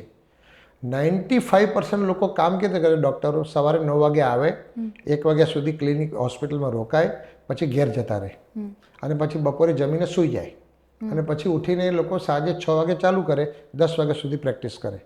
દેવસ્યમાં એવું નથી. દેવસ્ય હોસ્પિટલની કોઈ પણ હોસ્પિટલમાં, અમારી 5 થી 6 હોસ્પિટલ છે, વાડેજમાં છે, બોપલ છે, મણિનગર છે, નરોડા છે, ગાંધીનગર છે. તો આમાં બધી જ જગ્યાએ ટાઈમ સરખા, 9 to 6. તમે 6 વાગ્યા પછી જાઓ તો ઓપીડી બંધ હોય, કોઈ સ્ટાફ બી ના હોય, અમારો એમ્પ્લોય પણ ના હોય, ઓપીડીની અંદર એમ્પ્લોય કોઈ ના હોય, ઇન્ડોરમાં હોય. તો ઓપીડી ટાઈમ અમારો 9 થી 6 નો છે. સડન કામ કરવાનું. 6 વાગ્યા પછી તમે, હું તો નોર્મલી હવે તો એવું છે, અમે લોકો ક્લબમાં જઈએ છીએ, Karnavati club, Rajpath club, Adani club કે ગિફ્ટ સિટી ક્લબ. એમાં અમે, હું અને મારો મિત્ર. હા, લાઈફમાં તમારે સ્ટ્રેસ ઓછો કરો ને તો એક ફ્રેન્ડ જોઈએ સારો. તમારી જોડે જો સારો ફ્રેન્ડ હોય ને તો તમે દિલ ખોલીને વાત કરી શકો. જે વાત તમે તમારી પત્નીને નથી કરી શકતા, તમારા હસબન્ડ નથી કરી, તમે મિત્રને કહી શકો. તો એક સારો ફ્રેન્ડ લાઈફની અંદર હોવો ખૂબ જ જરૂરી છે. એની પર હું ભાર મૂકું છું કે મિત્ર હોવો જોઈએ. તો મિત્રની સાથે સાંજે તમે પસાર કરેલા 1 કે 2 કલાક એ અદ્ભુત હોય છે. એટલા માટે લાઈફ બ્યુટીફુલ છે. અમે અમદાવાદની ગુફા છે ને, ત્યાં જૈન કેફે છે, ત્યાં રોજ સાંજે બેઠા હોય છે. અઠવાડિયામાં 2 થી 3 વખત ત્યાં જોઈએ, મિત્રો સાથે 3 થી 4 મિત્રો ભેગા થઈ જાય અને પછી ઘેર જવાનું. તો આ એક અમારી લાઈફસ્ટાઈલ છે. લાઈફ જીવવાની બહુ જ મજા આવે તમને. બીજું, દર 2 મહિને બ્રેક લેવાનો. 2 મહિને હું લગભગ બ્રેક લઉં છું, 4 દિવસનો. એ ઇન્ડિયાની અંદર જાઓ, સિટી છોડી દેવાનું. તમે સિટી નથી છોડતા અને તમે હોટલમાં જાઓ ને તો તમને સ્ટ્રેસ રિલીવ ના થાય. તમને એમ જ લાગે હું તો અમદાવાદમાં જ છું અને તમારા ફોન આવતા જ હોય. પણ અમદાવાદ સિટી છોડીને ધારો કે બીજા સિટીમાં જતા રહો, તમે મુંબઈ છે, દિલ્હી છે, ત્યાં હોટલમાં રોકાવો તો રિયલી તમને એમ લાગે કે ના, સ્ટ્રેસ ધીરે ધીરે ઓછો થઈ રહ્યો છે. એટલે તમારે ફ્રિકવન્ટ બ્રેક લેવા જોઈએ. અને 6 મહિને હું 15 દિવસનો બ્રેક લઉં છું. હવે તો મહિનો લઈ લઉં છું. કે મેં ના કીધું, ધંધો હંમેશા પેઢીના નામે થાય, વ્યક્તિના નામે ના થાય. પ્રેક્ટિસ બ્રાન્ડથી થાય, વ્યક્તિથી ના થાય. વ્યક્તિથી કરો તો વ્યક્તિ જ્યારે નહીં હોય ને ત્યારે કોઈ બતાવશે નહીં, પેશન્ટ ના આવે તમારા. અમારા ડૉક્ટરમાં એવું છે કે જો હું મારા નામથી હું પ્રેક્ટિસ કરું છું, ડૉક્ટર દિનેશ પટેલના નામે, તો જ્યારે હું હાજર નહીં હોય હોસ્પિટલમાં તો પેશન્ટ જતું રહેશે. પણ જો દેવસ્યની બ્રાન્ડ ઊભી કરી છે તો દેવસ્યના નામે પેશન્ટ આવશે, દાખલ થશે, ઓપરેશન કરાવશે અને સારું રિઝલ્ટ લઈને ઘેર જશે. એ દેવસ્યની જવાબદારી છે, ડૉક્ટર દિનેશ પટેલની જવાબદારી નથી. આ બહુ મહત્ત્વની વસ્તુ છે. અમારું કામ છે ને, અમે ગુડવિલથી કામ કરીએ, એક લેવલથી નીચે કામ નથી કરતા. No compromise in technology, no compromise in treatment. પેશન્ટને સાચી સલાહ આપવાની, સાચી ટ્રીટમેન્ટ કરવાની.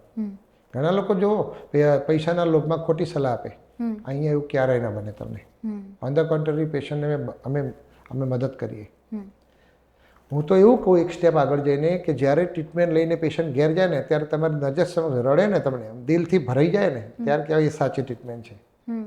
દિલ આમ દર્દી અને ડૉક્ટરનો સંબંધ જોરદાર હોવો જોઈએ, અદ્ભુત સંબંધ હોવો જોઈએ કે દર્દીને એમ લાગણીમાં, આંખમાં આંસુ આવી જવા જોઈએ. એને લાગે કે ના, ડૉક્ટર સાહેબ મારા માટે છે. રાત્રે બી મને કોઈ કોલ કરે, મારા ફોન ચાલુ હોય છે, હું ફોન બંધ કરી નથી સૂતો. રાત્રે કોઈ બી વ્યક્તિને, કોઈ બી દર્દીનો ફોન આવે ને, હું આજની તારીખમાં ઉપાડું છું.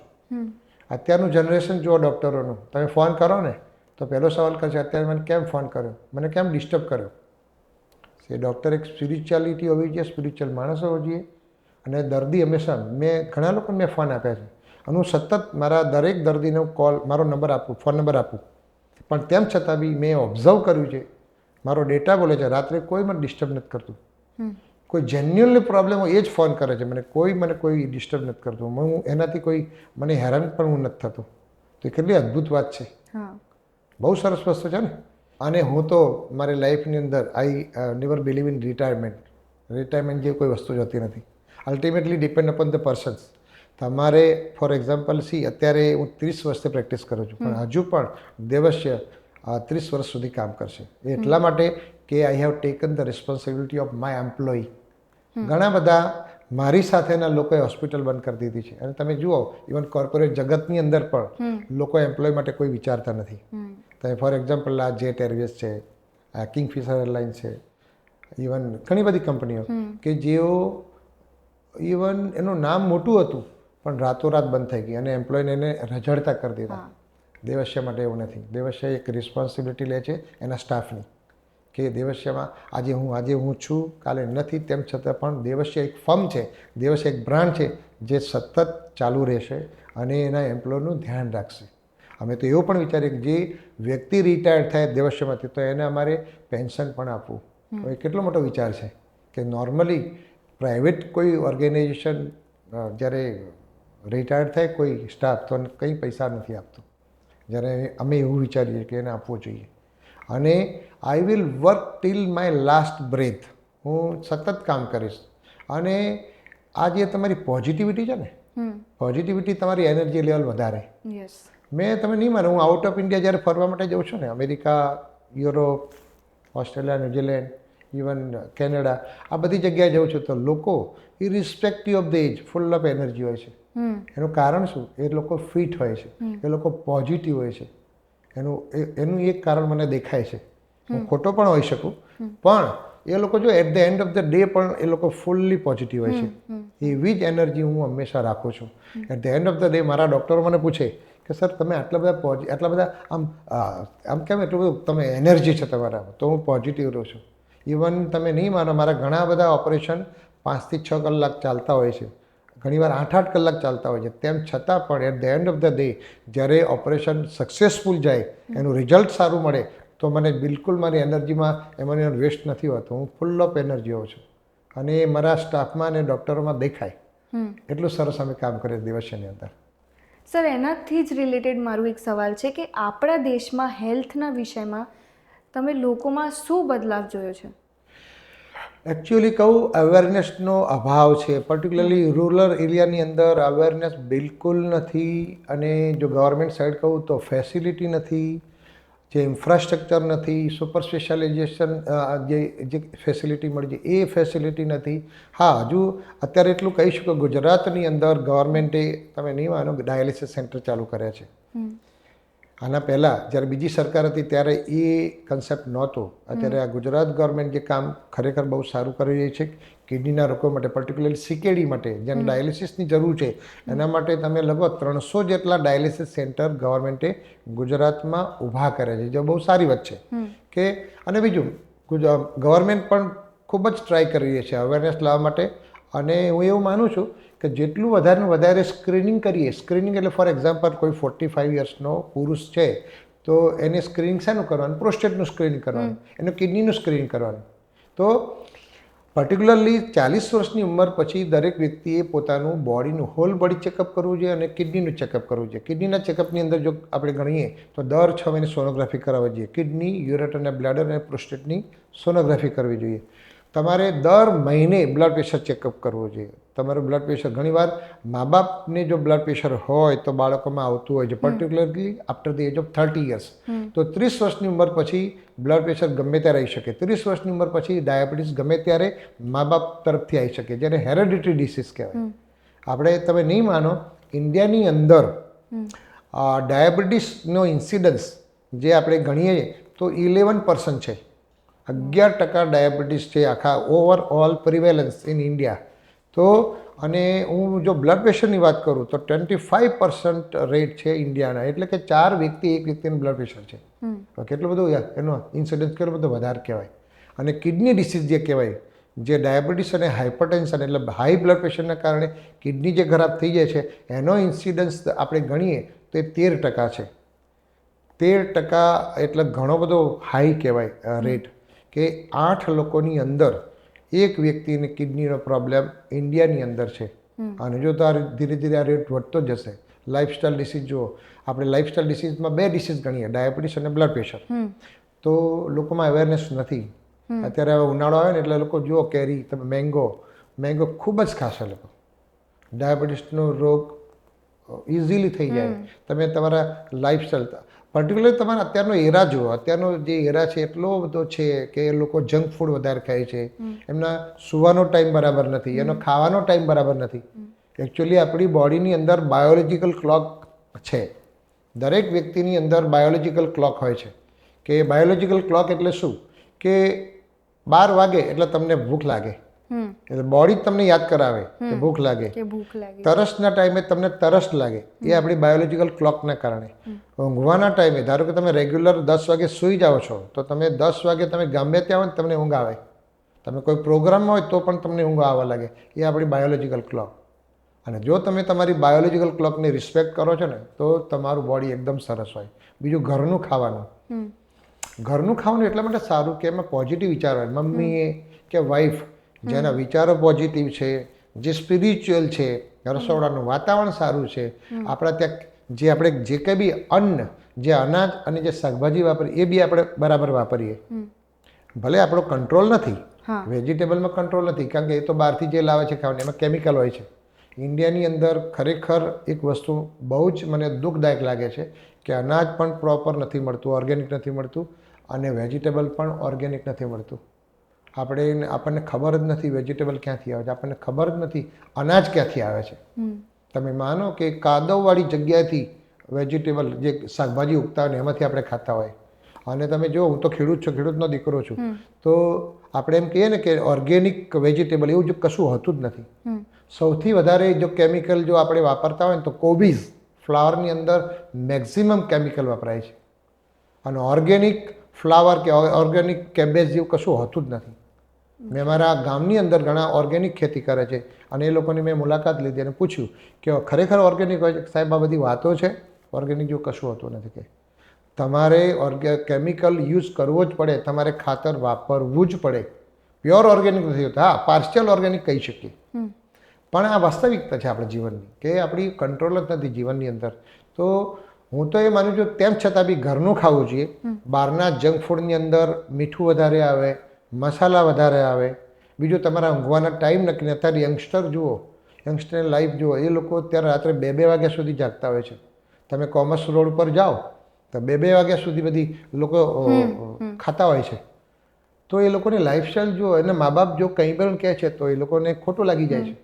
અને ગમે ત્યારે એવા સ્ટેપ બી લઈ લે. યંગસ્ટરને કંઈ ના કહે, સેન્સિટિવ હોય. અત્યારે છોકરીઓની વાત કરો તો છોકરીઓને એકલા જ જીવવું છે, મેરેજ જ નથી કરવા. મા બાપ જો પ્રેશર કરે મેરેજનું તો કે ગમે ત્યારે ગમે તે કરો, કે તમારે નહીં જવાનું. કે આવી પરિસ્થિતિ ઊભી થઈ છે ત્યારે હું એવું માનું છું કે સ્પિરિચ્યુઆલિટીનો પણ રોલ હોય છે. કે આધ્યાત્મિકતા વીકમાં એક વખત તમારે સ્પિરિચ્યુઅલ થવું પડે. તમારે સભામાં કે કથામાં જવું જોઈએ, અથવા તો રીડિંગ કરવું જોઈએ. અત્યારે આજના જ પેપર મેં વાંચ્યું, આજના ગઈકાલના પેપરમાં, કે અત્યારે તમે ફોરેનની અંદર, અમેરિકા, યુરોપની અંદર એવો ટ્રેન્ડ ચાલે છે કે 40% થી 50% લોકો એ લોકો ચર્ચમાં નથી જતા કે કોઈ સભામાં નથી જતા. એ લોકો કે બસ અમને માણસ તરીકેના જે છે ને જે ગુણો એ અપનાવીશું, બાકી અમારા ધર્મ નથી અપનાવ. આજના જ પેપરમાં છે કંઈક. તો આવું ચાલી રહ્યું છે અત્યારે કે જો તમારે લાઈફસ્ટાઈલ ડિસીઝ ના લાવો હોય, ડાયાબિટીસ ના લાવો હોય, સિવાય કે તમારે હેરિડિટી હોય, મા બાપની અંદર બ્લડ પ્રેશર હોય, મા બાપની જો ડાયાબિટીસ હોય તો બાળકોમાં વહેલા મોડા તકે આવે જ. એ હેરિડિટરી એસેન્શિયલ હાઇપરટેન્શન કહેવાય, જે મા બાપનું એની જોડે આવવાનું જ છે.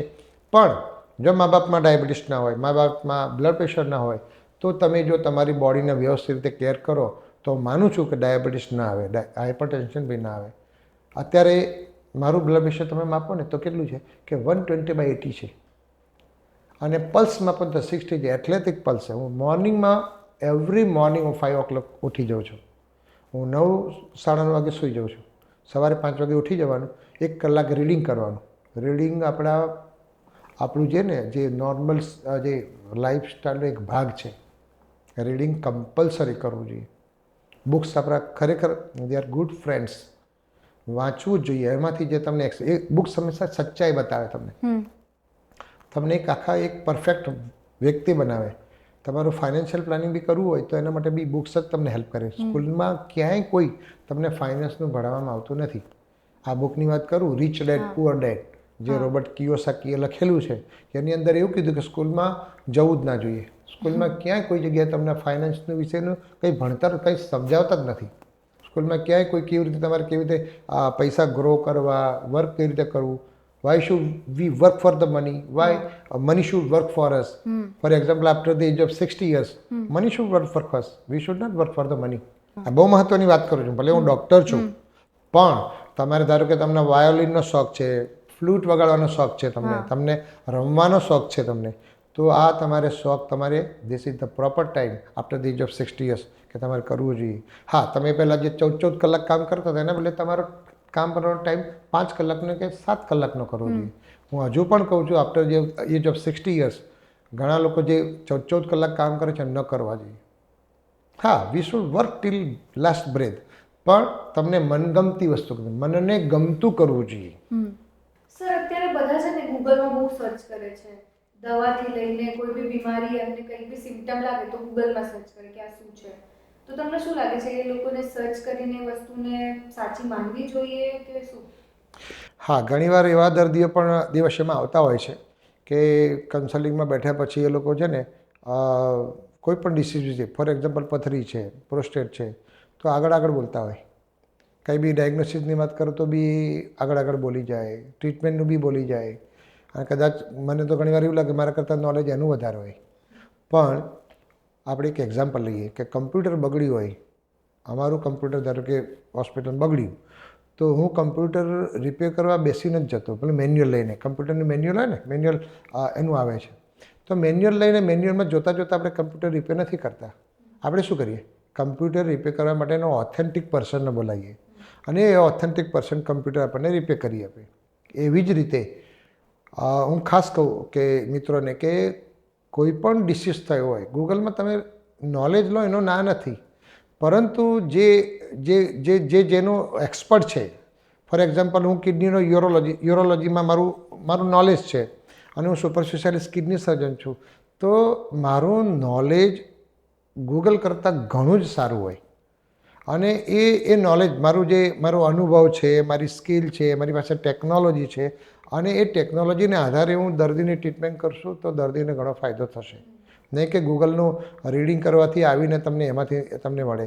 હા, એક તમને સપોર્ટ મળે, એક નોલેજ તમને મળે, પરંતુ ગૂગલમાં જોઈને કોઈ ડિસીઝની ટ્રીટમેન્ટ ના કરાય. એ તો તદ્દન વાત ખોટી છે. સર, જે પેશન્ટ લોકો હોય છે ને અત્યારે ડૉક્ટર પાસે જવા બહુ બીવે છે, હોસ્પિટલ જવામાં. એ લોકોને એવું લાગે કે કંઈક કહી દેશે, એવી રીતે ટેન્શન લેતા હોય છે. તો અને જ્યારે કંઈક ડૉક્ટર કહી દે કે ભાઈ તમને આવી પ્રોબ્લેમ છે, આવું ટ્રીટમેન્ટ કરાવવું પડે, તો તમને શું લાગે છે કે એ લોકોને સેકન્ડ ઓપિનિયન લેવાની, વિચારવા માટે ટાઈમ લેવાનો શું કહેવું છે તમારું? હા, બિલકુલ. નોર્મલી આપણે સમાજની અંદર નહીં વાતો કરતા ક્યારે કે ડૉક્ટરનું, વકીલનું કે પોલીસનું પગથિયું, પોલીસ સ્ટેશનનું પગથિયું ન ચડવું જોઈએ. પણ એવું નથી. લાઈફની અંદર જ્યાં જરૂર હોય ત્યાં તમારે જવું જોઈએ. ચાહે પછી એ ડૉક્ટર હોય, પોલીસ સ્ટેશન હોય કે પછી વકીલ હોય. અને તમને કહી દઉં કે હજુ પણ માનવતા મરી પરવાળી નથી. સારા વકીલો, સારા પોલીસ અને સારા ડૉક્ટરો પણ હોય છે. ધારો કે હું તમને એક એક્ઝામ્પલ આપું. તમે ધારો કે હેર કટિંગ કરવા માટે જાઓ છો બાર્બર પાસે, અથવા તો કપડાં સીવડાવવા માટે ટેલર પાસે જાઓ છો, તો તમે નક્કી કરો કે ના, આ ટેલર મારા કપડાં સારા સીવે છે, તો તમે એક ટેલરને પકડી રાખો છો આખી જિંદગી. તમે બને ત્યાં સુધી તમે બદલતા નથી. એ જ રીતે તમને ધારો કે કોઈ ડૉક્ટર પર વિશ્વાસ આવી ગયો હોય, એ તમને તમારા ફેમિલીમાંથી ખબર પડે, તમારા મિત્ર તરફથી ખબર પડે, અથવા જેને ટ્રીટમેન્ટ એ ડૉક્ટર પાસેથી કરાવી એ વ્યક્તિ આવીને તમને કહે, જેને માઉથ પબ્લિસિટી કહેવાય. તો માર્કેટમાંથી જાણવાના બદલે તમારે તમારા મિત્ર કે વડીલ પાસેથી તમને કહેવામાં કે આ ડૉક્ટર સારા છે અને એ ડૉક્ટર પાસે તું જા, તો એ ડૉક્ટર પાસે તમારે જવું જોઈએ. અને એ ડૉક્ટર મોટેભાગે તમને 99% એ ડૉક્ટર સારો જ હોય. હા, બધા ડૉક્ટરો સાચી સલાહ ના પણ આપે, પણ તમારે ડૉક્ટર શોધવો પડે, સારો ડૉક્ટર. એ તમારી પોતાની જવાબદારી છે. તો પૂછતા પંડિત થવાય. તમે તમારા ઘરમાં મા બાપને પૂછો, તમારા કોઈ વડીલ સારા હોય, અથવા તો કોઈ સંબંધીએ જ્યાં ઓપરેશન કરાવ્યું હોય, ટ્રીટમેન્ટ લીધી હોય અને એનો અનુભવ ડૉક્ટરનો સારો રહ્યો, તો એ ડૉક્ટર પાસે અવશ્ય જવું જોઈએ. હવે રહી વાત બીકની, કે ડૉક્ટર પાસે જતાં બીક લાગે છે. હંમેશા ડર કે આગે જીત હૈ. આપણે એક વારંવાર આ સાંભળીએ છીએ કે ડર કે આગે જીત હૈ. ફિયર ફેક્ટર ક્યાંય પણ ન હોવો જોઈએ. જ્યાં ફિયર ફેક્ટર આવે ને ત્યાં તમારી લાઈફ છે ને તમારી ડિસ્ટર્બ થઈ જાય. તમને સક્સેસ જે મળવો જોઈએ સક્સેસ ના મળે. ડિસીઝની વાત કરું તો ડિસીઝમાં તમને તમારી ટ્રીટમેન્ટ પરફેક્ટ તમે ન કરાવી શકો. ઘણા લોકો છે ને ડરતા હોય છે. ઘણા લોકો એટલા બધા સેન્સિટિવ હોય કે દર્દીને અમે છે ને કેન્સર એને છે કહી ના શકીએ. પણ અલ્ટિમેટલી વહેલા મોડા દર્દીને પણ એનું જો કેન્સર હોય તો એને કહેવું પડે. ઘણા એવા હોય છે કે કહેવાય ને કે પોચા હૃદયના હોય, એને સીધી વાત ના કરાય. પણ હું સંબંધીને એટલી તો વાત કરું જ કે હું ભલે નથી કહેતો એને, પણ તમારે એને વાત કરવી પડે, અથવા તો ટાઈમ એવો આવે ત્યારે તમારે એને વાત કરી લેવી પડે. અમારું મેડિકલ સાયન્સ તો એવું જ કહે છે કે દર્દીને સીધી વાત કરી લેવી. પણ અહીંયા આપણું જે પરિસ્થિતિને ધ્યાનમાં રાખી, સમાજને ધ્યાનમાં રાખી, આપણું આજે સિટીને ધ્યાનમાં રાખીને અમે દર્દીને ઘણીવાર ડાયરેક્ટલી કહેતા નથી, એના સંબંધીને વાત કરીએ છીએ. પણ ફાઇનલી તો પેશન્ટને ખબર પડવી જ જોઈએ, એવું હું સ્ટ્રોંગલી માનું છું. સર, દિવસે હોસ્પિટલમાં તમે લોકોએ 1.5 લાખ પ્લસ સર્જરીઝ કરેલી છે, તો લોકોમાં અવેરનેસની આપણે વાત કરતા હતા. અવેરનેસ ટ્રેનિંગથી રિલેટેડ આપણે શું કરીએ છીએ હોસ્પિટલમાં, એ તમે દર્શકોને કહી શકો? હું એક જ વસ્તુ કહું છું, ચાહે હોસ્પિટલ હોય, અમારી દેવસ્ય હોસ્પિટલ હોય કે ઇવન તમારું ઓર્ગેનાઇઝેશન હોય, તમારે કંઈ બી સારું એચીવ કરવું છે, સારું સમાજને આપવું છે, તો કન્ટિન્યુઅસ ટ્રેનિંગ આપવી પડે. તમે એમ કહો કે ના હું તો આટલા ટાઈમ પૂરતું ટ્રેનિંગ આપું પછી ના આપું, ના ચાલે. જે CME કન્ટિન્યુઅસ મેડિકલ એજ્યુકેશન હોય, CME અમે રેગ્યુલરલી રાખતા હોઈએ છીએ. મેં રેગ્યુલરલી ડૉક્ટરો માટેના પ્રોગ્રામો, ડૉક્ટરોના લેક્ચરો હું લઉં છું. ઘણા સર્જન લોકો છે outside of India, for example હું કહું આફ્રિકા, એમાં નાઇજીરિયાથી, કેન્યાથી, તાંજાનિયાથી ડૉક્ટરો, સર્જન લોકો મારે ત્યાં લેપ્રોસ્કોપીને લેઝર ટેકનોલોજી શીખવા માટે આવે છે. અફઘાનિસ્તાનથી આવે છે, પાકિસ્તાનથી આવે છે, બાંગ્લાદેશથી આવે છે. તો સરાઉન્ડિંગ રિજિયનમાંથી લોકો દેવસ્ય હોસ્પિટલની અંદર laparoscopic technology, laser technology, stone માટે અને પ્રોસ્ટેટ માટે શીખવા માટે આવે છે, જે અમારા માટે ગૌરવની વાત છે.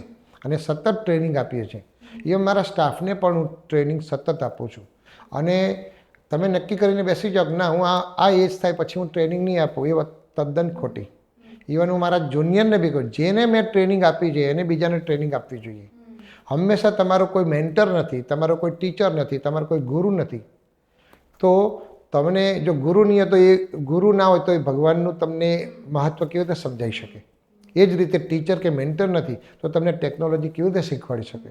તો હંમેશા ટ્રેનિંગનો ખૂબ જ મહત્ત્વનો રોલ છે. કન્ટિન્યુઅસ ટ્રેનિંગ આપવી પડે. કન્ટિન્યુઅસ તમારે એક ટીચર બનીને તમારે સતત નાના લોકોને કામ કરતા રહેવું જોઈએ. એમાં તમને થાક ન લાગવો જોઈએ. એમાં તમને એવું ના થયું છે કે ના હવે મારું કોઈ વસ્તુનો એન્ડ નહીં, ચાલુ જ રાખવાનું કન્ટિન્યુઅસલી. સર, અત્યારે એક વસ્તુ બહુ જ ટ્રેન્ડમાં ચાલી રહી છે, આર્ટિફિશિયલ ઇન્ટેલિજન્સ. તો એઆઈનું મેડિકલ ફિલ્ડમાં શું રોલ છે અત્યારે? એઆઈ પણ મેડિકલ ફિલ્ડમાં ઓલરેડી આવી ગયું છે. ફોર એક્ઝામ્પલ અત્યારે રોબોટિક સર્જરી જ્યાં જ્યાં થઈ રહી છે, ઇન્ડિયામાં તો હજુ કદાચ બહુ એટલો બધો ઉપયોગ નથી થતો, પરંતુ અમેરિકાની વાત કરતો, અમેરિકાની અંદર મારો ફ્રેન્ડ છે યુરોલોજિસ્ટ, એનો દીકરો માયામીમાં છે. માયામીની અંદર એ રોબોટિક સર્જરી પ્રોસ્ટેટની કરે છે. તો પ્રોસ્ટેટની જે રોબોટિક સર્જરી કરે છે તો એમાં જ્યારે એન્ડ ઓફ ધી પ્રોસિજર પૂરી થઈ જાય ને પછી એઆઈ એને કહે કે આ જગ્યાએ તમે આટલી વાર કરી, આ જગ્યાએ તમે આ ભૂલ કરી, આ જગ્યાએ આ નહોતું કરવા જેવું, એ એઆઈ કહે છે તમને. એટલે કરેક્શન થાય. એટલે નેક્સ્ટ ટાઈમ એ જોવે એટલે નેક્સ્ટ ટાઈમ ઓપરેશન કરે ને એટલે એમાં સ્કિલ તમારી બદલાઈ જાય. એટલે એઆઈનો એ રીતે ઉપયોગ થાય છે. એઆઈથી લોકોમાં પણ અવેરનેસ વધશે. લોકોને ડિસીઝ માટે ડૉક્ટરો પાસે નહીં જવું પડે. લોકોને છે ને ડિસીઝ માટેનું જે કહેવાય ને કે જે ડાયગ્નોસિસ કરવું છે એઆઈ કરી આપશે તમને. એટલે મેડિકલ ફિલ્ડની અંદર પણ એઆઈનો રોલ દિવસે દિવસે વધતો જાય છે. સર, હવે મારે એ પૂછવું છે કે તમારા વિઝનમાં અને તમારા મિશનમાં ભારતને લઈને અને દિવસે હોસ્પિટલને લઈને તમારું શું વિચાર છે? હેલ્થ કેરમાં શું તમારું કેવું છે? વિઝન અને મિશન હું બંનેની વાત જોડે જ કરી લઉં. દેવસ્ય એક ઓર્ગેનાઇઝેશન છે, તો મારે બે વસ્તુ પર ધ્યાન આપવું પડે. એક તો દર્દીઓનું, જનરલ પબ્લિકનું, મારા જે ઓલરેડી પેશન્ટો જે ટ્રીટમેન્ટ લઈ ગયા છે એનું, અને દેવસ્ય સાથે જોડાયેલા સ્ટાફ અને ડૉક્ટરોનું. તો હવે હું મારા પેશન્ટની વાત કરું છું, જે આટલા વર્ષોમાં 30 વર્ષમાં 1.5 લાખ ઓપરેશનો થયા છે. કેટલા બધા લોકોને મેં કન્સલ્ટેશન હું એકલો નથી, મારી ટીમ છે. અમારી ટીમની અંદર માત્ર તમે માનો કે દેવસ્યની અંદર કિડનીના જ ઓપરેશન થાય એવું નથી. દેવસ્યની અંદર ઓર્થોપેડિક વિભાગ પણ છે. હવે તો મલ્ટી સ્પેશિયાલિટી થઈ ગઈ દેવસ્ય. પહેલાં માત્ર કિડની હોસ્પિટલ હતી, હવે સુપર સ્પેશિયાલિટીમાં પણ મલ્ટી સ્પેશિયાલિટી થઈ ગઈ. ઓર્થોપેડિકમાં પણ સુપર સ્પેશિયાલિટી છે, કેન્સરના બધા જ રોગો માટેની સુપર સ્પેશિયાલિટી દેવસ્યમાં છે. સ્ત્રીઓ માટે, બહેનો માટે, ગાયનેકના બધા ઓપરેશનો માટેનો ગાયનેક ડિપાર્ટમેન્ટ સુપર સ્પેશિયાલિટીનો છે. જનરલ સર્જરીનો ડિપાર્ટમેન્ટ સુપર સ્પેશિયાલિટીનો દેવસ્યમાં છે. તો દેવસ્યની અંદર તમામ પ્રકારના ઓર્થોપેડિકમાં જોઈન્ટ રિપ્લેસમેન્ટ થાય છે, હિપ રિપ્લેસમેન્ટ થાય છે, ની રિપ્લેસમેન્ટ થાય છે. ફ્રેક્ચરના પેશન્ટો જે ટ્રોમાના એ પણ આવે છે. દેવસ્યમાં આઈસીયુ પણ છે, એટલે ટ્રોમાના પેશન્ટ અમે આઈસીયુમાં ટ્રીટ કરીએ છીએ. બીજો મેડિકલ, જેને હાર્ટ એટેક આવે એના માટેનો મેડિકલ વિભાગ પણ દેવસ્યમાં છે. એટલે હજુ પણ ઘણા લોકોને દેવસ્ય તો એટલે કિડની, અને કિડની એટલે દેવસ્ય એ ખબર છે, પણ દેવસ્યમાં કિડની સિવાય પણ ઘણું બધું છે, ઘણી બધી ટ્રીટમેન્ટ અવેલેબલ છે.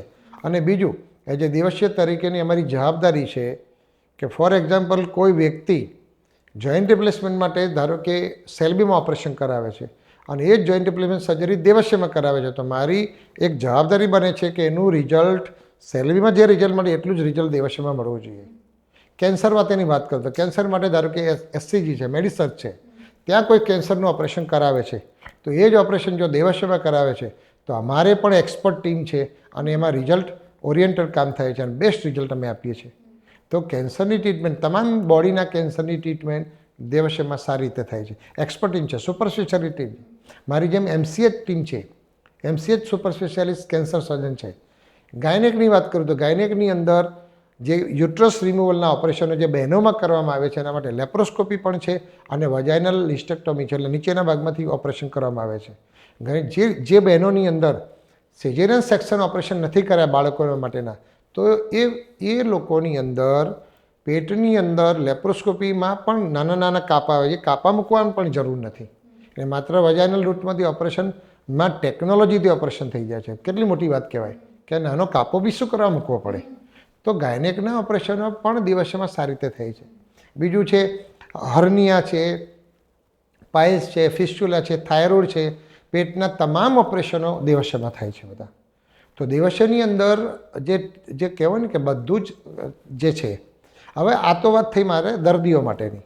હવે પબ્લિક માટેની, પબ્લિક માટે પણ વધારેમાં વધારે અવેરનેસ ક્રિએટ થાય એના માટે અમે અવેરનેસ પ્રોગ્રામો કરીએ છીએ, કેમ્પ પ્રોગ્રામો કરીએ છીએ. માત્ર ગવર્મેન્ટની જવાબદારી નથી, આપણી પણ જવાબદારી બને છે. અમે કોર્પોરેટ જગતની અંદર વાત કરીએ તો એચડીએફસી છે, આઈસીઆઈ છે, બજાજ છે, એસબીઆઈ છે, આ બધી જ કંપનીઓની અંદર જઈને અમે અમારા કેમ્પ કરીએ છીએ, અવેરનેસ પ્રોગ્રામો કરીએ છીએ, સ્ક્રીનિંગ કરીએ છીએ. અને એમાંથી એટલે જ મેં હમણાં વાત કરી કે યંગસ્ટરમાં બીપીનું પ્રમાણ વધારે છે અત્યારે. જે કોર્પોરેટની અંદર જે લોકો યંગ લોકો કામ કરે છે, જોબ કરે છે, એના બ્લડ પ્રેશર, તમે 30 વર્ષની ઉંમર હોય એના બ્લડ પ્રેશર 180 હોય, એટલે ચિંતાજનક છે. એટેક આવે છે અત્યારે. તમે જો ઘણા લોકો, હમણાં જ એક છોકરી, તમે સ્કૂલમાં ભણતી છોકરી મહારાષ્ટ્રની જ્યારે ઊભી થાય છે, સ્પીચ આપે છે અને એટેકમાં મરી જાય છે. બોલો, આ કેટલી કરુણાજનક વાત છે. હમણાં જામનગરના 35 વર્ષના કાર્ડિયોલોજીસ્ટ એટેકમાં મરી ગયા. વિચાર કરો, કાર્ડિયોલોજીસ્ટ છે, તેમ છતાં પણ એ પોતાનો સ્ટ્રેસ એ ટેકલ કરી શકતા નથી, બેલેન્સ કરી શકતા નથી. અત્યારે તમે જુઓ છોકરાઓની અંદર, બાળકોની અંદર તમે જુઓ જંક ફૂડ ખાવાનું પ્રમાણ કેટલું બધું વધી ગયું છે.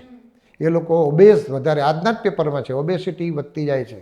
ઇન્ડિયામાં પણ એક ખતરનાક રીતે આ બીમારી વધી રહી છે બાળકોની અંદર. તો બાળકોની અંદર પણ જલ્દી ડાયાબિટીસ આવવું, એટેક આવવું પણ કોમન થઈ ગયું છે. એ ખરેખર ચિંતાજનક વસ્તુ છે. જ્યારે મા બાપ હાજર હોય, બાળક જ્યારે એટેકમાં જાય ત્યારે તમે પરિસ્થિતિ સમજી શકો છો. બહુ જ દુઃખજનક બાબત છે. એટલે પબ્લિકની અંદર અવેરનેસ પ્રોગ્રામો માટે દેવસ્ય કટિબદ્ધ છે. એ અમારું મિશન છે. મિશન અને વિઝન છે ને માત્ર હોસ્પિટલ પૂરતું જ ના હોય, એ પબ્લિક માટે, મતલબ કે લોકો માટે, દર્દી માટે અને સ્ટાફ માટે હોવું જોઈએ. તો મેં ઓલરેડી વાત કરી ચૂક્યો છું પબ્લિક અને દર્દી માટેની, પણ હવે આપણે વાત કરીએ સ્ટાફની.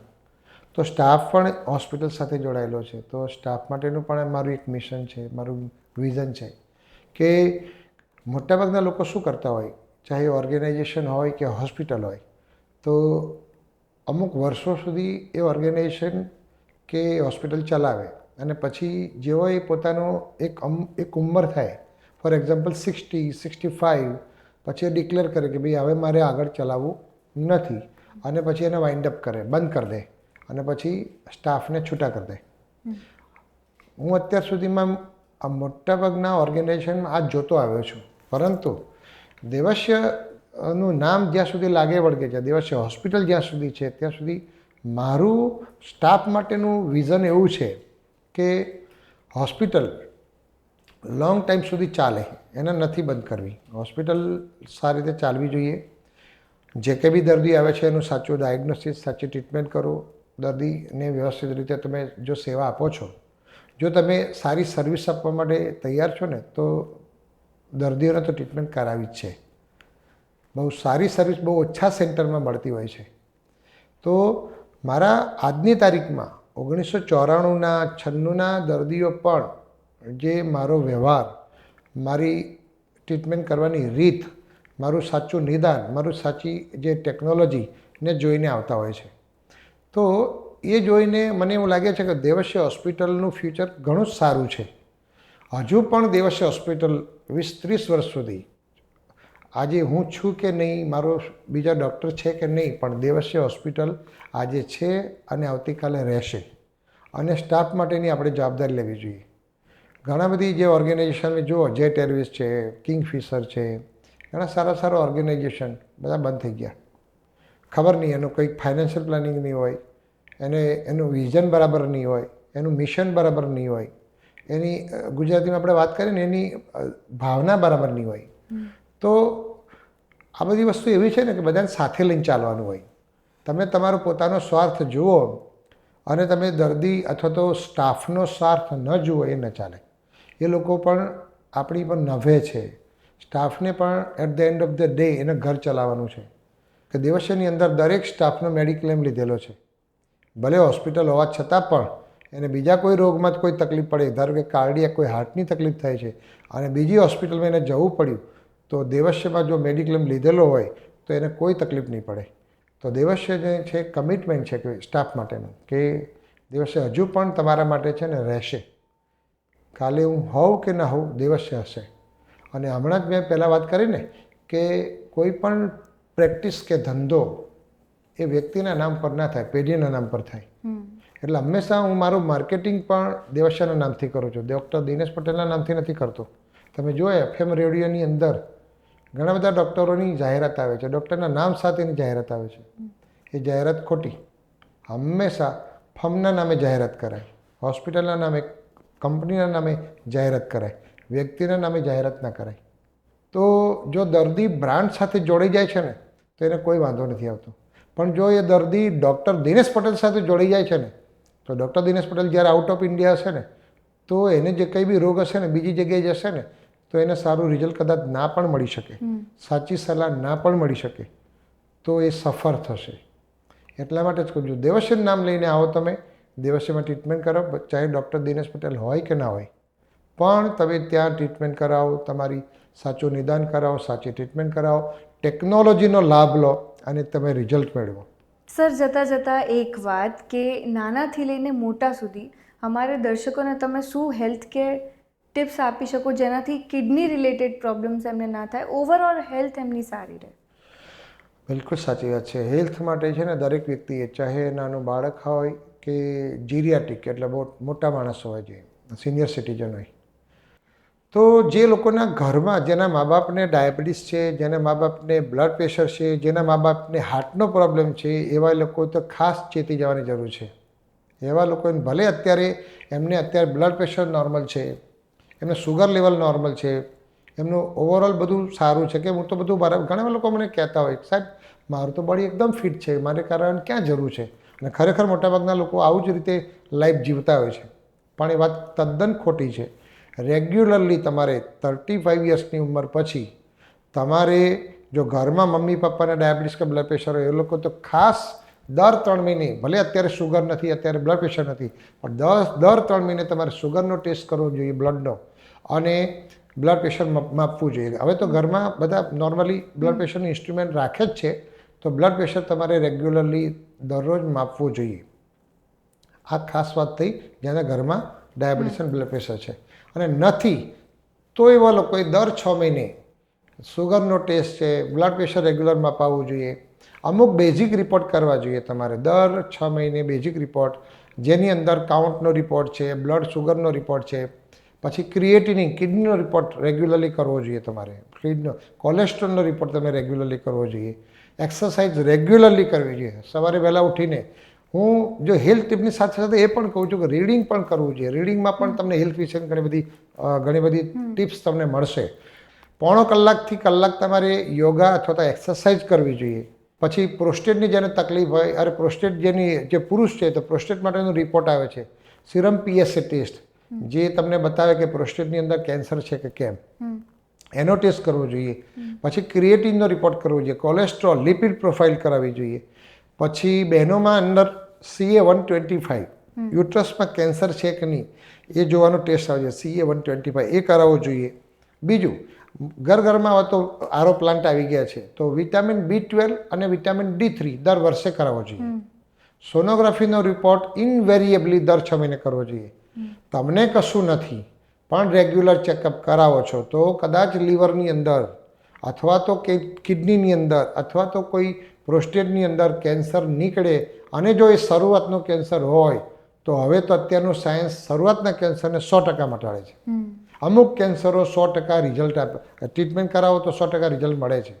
તો તમને કોઈ તકલીફ નથી, પણ તમે જ્યારે સોનોગ્રાફી કરાવો છો જો અર્લી સ્ટેજમાં ફર્સ્ટ સ્ટેજમાં જો કેન્સર પકડાઈ જાય, ફોર એક્ઝામ્પલ પ્રોસ્ટેટનું કેન્સર, તો એમાં ક્યોર પોસિબલ છે.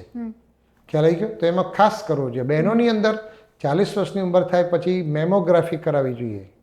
મેમોગ્રાફી છે, પછી પેપ સ્મિયર એટલે કે સર્વાઇકલ જે વજાઇનામાંથી સ્મિયર લઈને એનું કેન્સર માટેનું ટેસ્ટિંગ, અને CA-125 આ બધા ટેસ્ટ કરાવવા જોઈએ. જેથી સ્ક્રીનિંગ કરવામાં આવે તો સ્ક્રીનિંગ ટેસ્ટનું ખૂબ જ મહત્ત્વ છે. સ્ક્રીનિંગ ટેસ્ટ કરો, તમને કોઈ તકલીફ નથી પણ તમે બ્લડ આપો છો અથવા તો સ્મિયર લો છો અને એમાં જો કેન્સર ઇન સિટુ શરૂઆતનું કેન્સર જો પકડાઈ જાય તો તમને 100% તમને રિઝલ્ટ મળે. અને તમને એ જે વસ્તુ જ્યારે પકડાય તમને ખરેખર એ ટેસ્ટ તમને આશીર્વાદરૂપ લાગે. તમને બહુ જ મહત્ત્વની વસ્તુ છે. અને તમારી ફિટનેસ, તમારી હાઇટ પ્રમાણે તમારું વેઇટ રહેવું જોઈએ, તમારી જવાબદારી છે. એ તમારે રેગ્યુલરલી જંક ફૂડ ન ખાવા જોઈએ, ઘરનો ખોરાક ખાવો જોઈએ. હા, દરેકની ઈચ્છા થાય છે કે ચલો રેસ્ટોરન્ટમાં જઈએ, પણ જેમ સારો ડૉક્ટર તમે શોધો છો, સારો ટેલર શોધો છો, સારો બાર્બર શોધો છો, એમ સારી રેસ્ટોરન્ટ પણ શોધવી જોઈએ. જ્યાં ત્યાં કોઈ બી જગ્યાએ જઈને જમવા ના જવું જોઈએ, એ ખોટી વસ્તુ છે. એટલે આ બધું ખૂબ જ મહત્ત્વનું છે. ઓકે, તો આ હતા આપણી સાથે doctor Dinesh Patel, the chairman of Divasya hospital. Sir, thank you so much for coming. તમે હેલ્થ રિલેટેડ બહુ સારું અમને જ્ઞાન આપ્યું, અમને બી બહુ બધું જાણવા મળ્યું અને આઈ હોપ દર્શકોને બી બહુ બધું જાણવા મળ્યું છે. તો આ અમારા દર્શકો માટે બસ એક ઇન્ટ્રો હતું અને આપણે મળતા રહીશું હેલ્થ કેર માટે. Thank you so much for coming.